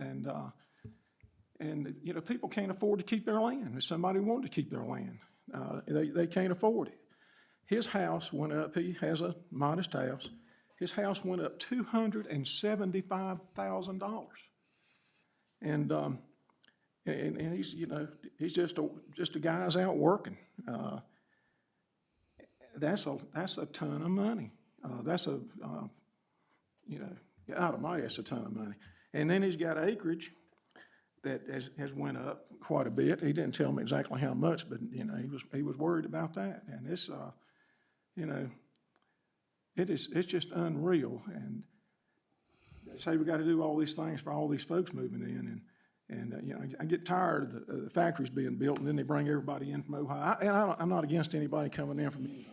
Don't get me wrong, but it seems like that's what we do. Our taxes go up to bring somebody in to overcrowd our schools and to overcrowd our highways, and it's really aggravating to me. I'm not one of these big income guys, and my little stuff went up quite a bit, and it's going to put a hurting in our pocketbook. And I know it's a lot of other people that's going to put in their pocketbook, hurting in their pocketbook. And it seems like the government always grows. It's always got to grow. And to heck with everybody else, And it just, I gotta be careful I don't say some bad words, just to tell you the truth, so, it just really ticks me off. That's one reason I'm small government, that's one reason I'm proud of this town and proud of the council, our council, and I'm proud of the councils that came before us, that set us up in this position to be, to be a town, like we are. So, I'm not gonna rant on anymore tonight, but I'll probably rant again next week. Good, Jimmy. Mr. Jones? I'd like to thank the three people that are still here. I know that's gotta be, sitting out there, it's gotta be like watching paint dry. Because I've done it in past years when I was on the other side of the dais here. I think I'll echo Mr. Landry's concern about Ms. Hunsucker. You know, this place would be a lot different without her presence. She's kind of a ray of sunshine. You never know what she's gonna say when you walk in the door, and it's just, it would change the character of the place if she wasn't here, so I wish her a speedy recovery.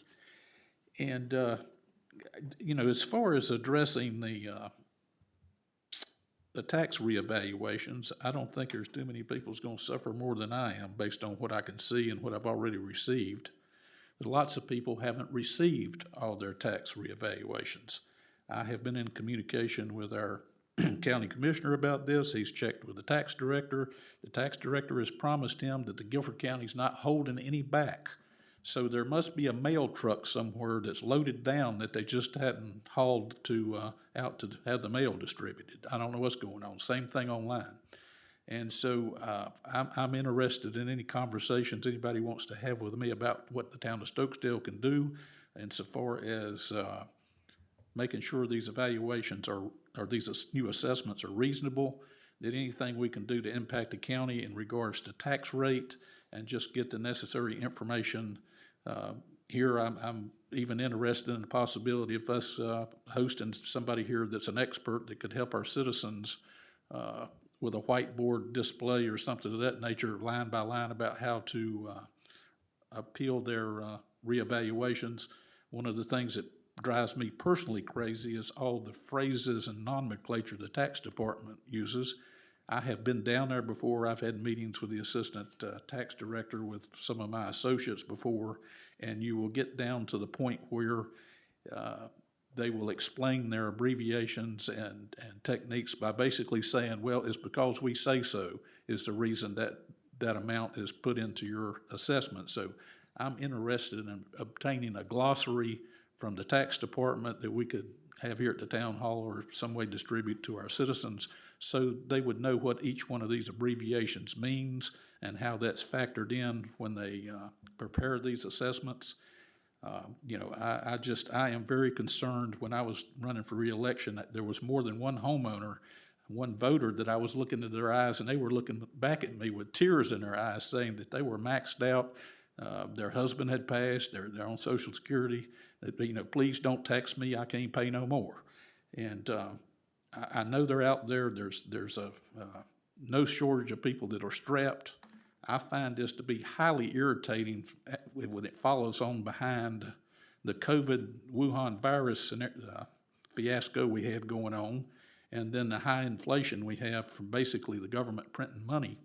And I really wonder if some of these people ever go to the grocery store for themselves, or if they just have so much money that they don't ever have to worry about how much a gallon of gas is, a loaf of bread, or how much they're being taxed on a particular property.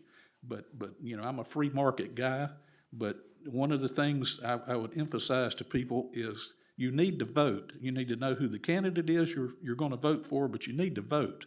We are having pretty much low voter turnout across Guilford County in most races, going back for years. It's just out of proportion. We have very, very few people voting in proportion to the number of people that are registered, especially in the municipal races, the primary races, and the off-year elections, maybe not so much in the presidential elections, but you know, I would encourage anybody listening to me to make sure their neighbor's registered to vote and talk to them about voting and voting intelligently, not just, you know, picking someone's name off a list because they like the sound of the name. So anyway, I'll stop there. Well, I would again like to express our appreciation for you folks hanging in there with us. And this is an important process that we go through, and we do want to discuss, and we do want to, budget the money just like it is ours, because it is ours. Each one of us have a vested interest in this. And again, with regard to the revaluation in the property taxes, we do need to voice our opinions every avenue that we can. And so tell your friends, hopefully Mr. Tillman will be here next week and he can take that back with him. But if nothing else, write a letter, address it to Skip Austin. That's the best we can do, but voice your opinion and make your feelings felt. All of us are going to be this. Certainly, Mr. Johnson is 75%'s a lot. Mine's about half that. 88. Well, mine was about half that, and we're, a mile apart. So I wonder about consistency in reaching these values. But, that's neither here nor there. But that being said, again, our prayers continue to go out with Priscilla. She's making good progress. Robbie and Mason are getting updates about twice a day. And so keep her in your prayers. And again, thank you so much for being here. And we will have our regularly scheduled town hall meeting next Thursday night in this room at 7 o'clock. And hope that you will come here because we may have a special guest. Motion to adjourn. Now- No, wait a minute. I'm sorry, brother. Hot hamburger. Oh, Lord. Keep dreaming. Keep dreaming. Okay, that being said, I would move that the Stokesdale Town Council enter into closed session in accordance with North Carolina General Statute 143-318.11A36. The purposes of this closed session are two. Number one, consult with an attorney employed or retained by the public body in order to preserve the attorney-client privilege between the attorney and the public body, which privilege is hereby acknowledged.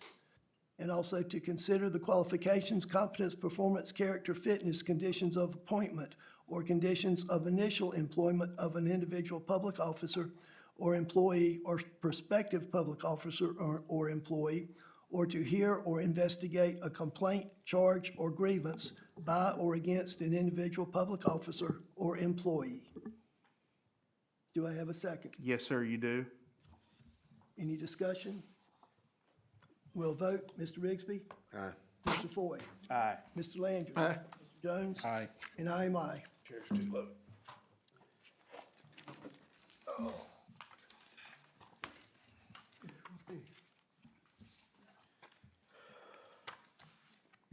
Yeah, mine went up 6%. 6.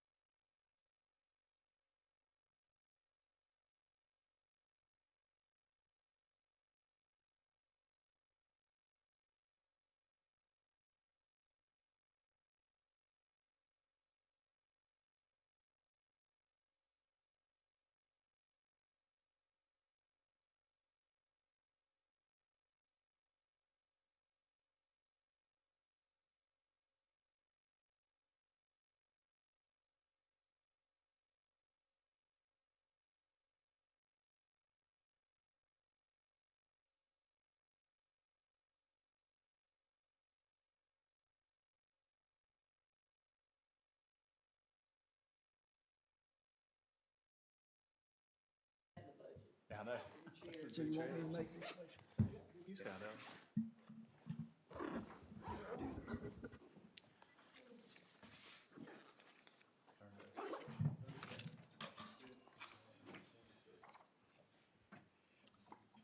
Thank you. I move that we open the meeting back up in open session. I'll second. Jim? All in favor? Aye. Aye. Okay. All right.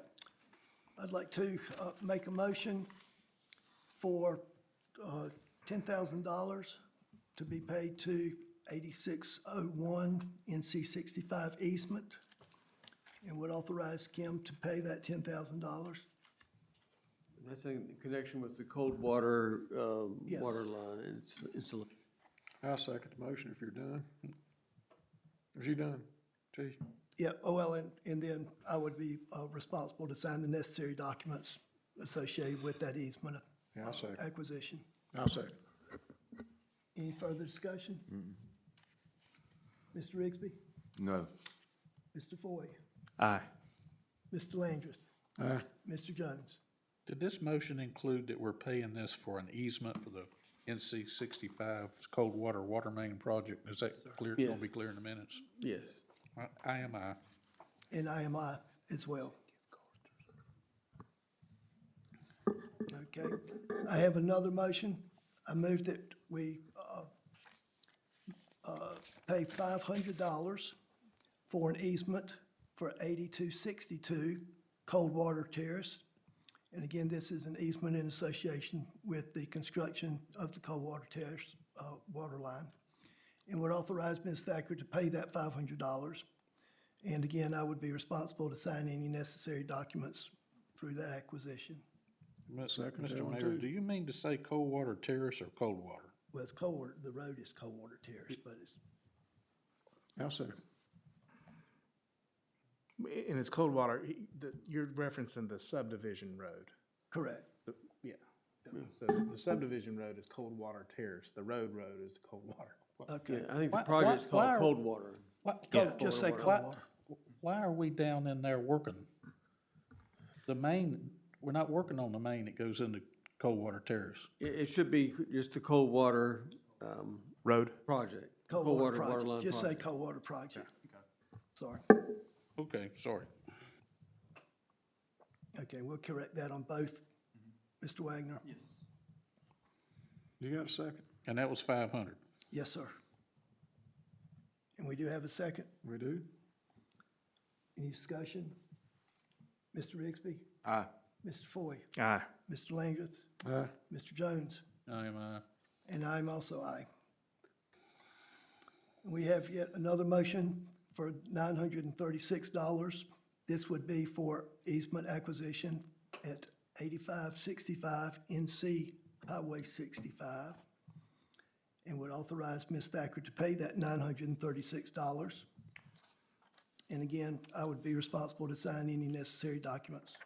Again, this is in connection with the Coldwater water project.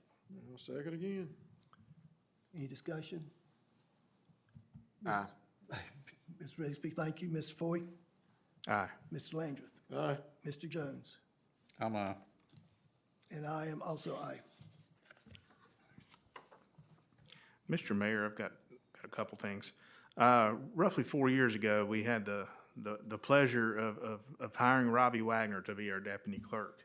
At the time, we did not realize the high ceiling that Robbie had and the ability and the impact he would have, the positive impact he would have on the town's operations. Shortly after getting the deputy clerk role, he was promoted to the town clerk position. And then in July of 2024, he was promoted to town administrator duties to reflect the supervisory duties he also had. Robbie has continued to perform extremely highly. However, throughout his career progression, the town, though he's gotten generous pay increases, his current pay does not really reflect the market rate for a town administrator. It's significantly lower Robbie is a fantastic employee. I think he's got a long career ahead of him in Stokesdale. The town needs to make a salary correction to ensure that we retain Robbie and so all the citizens can enjoy the leadership. Maybe enjoy is not the right word, but appreciate what good municipal leadership looks like from a staff perspective. So with that, I'm going to make a motion that we increase Robbie Wagner's salary effective May 1st, 2026 to $110,000. I'll second the motion. We have a motion and a second. Any discussion? I would like to also add, this is for taking into account the experience that Mr. Wagner now has with the town of Stokesdale and the position that he occupies and all that he does. Well said. Well said. Call for question. Mr. Rigsby. Aye. Mr. Foy. Aye. Mr. Landrith. Aye. Mr. Jones. Aye. And I am also aye. Motion to adjourn. We have a couple of announcements real quick. Okay, on 3/10, the regular Town Board of Adjustment meeting is canceled, and the regular Town Council meeting is scheduled for 3/12 at 7 o'clock p.m. in this room. And now we can. Motion to adjourn. Second? Aye. Aye. Aye. Aye. Oh, man. All right. Okey-dokey. All right, guys. Oh, will do. Like, keep everything up. Thank you, So Derek. we got another budget meeting, Oops, sorry, excuse me. another budget meeting in a month. That's, yeah, man, still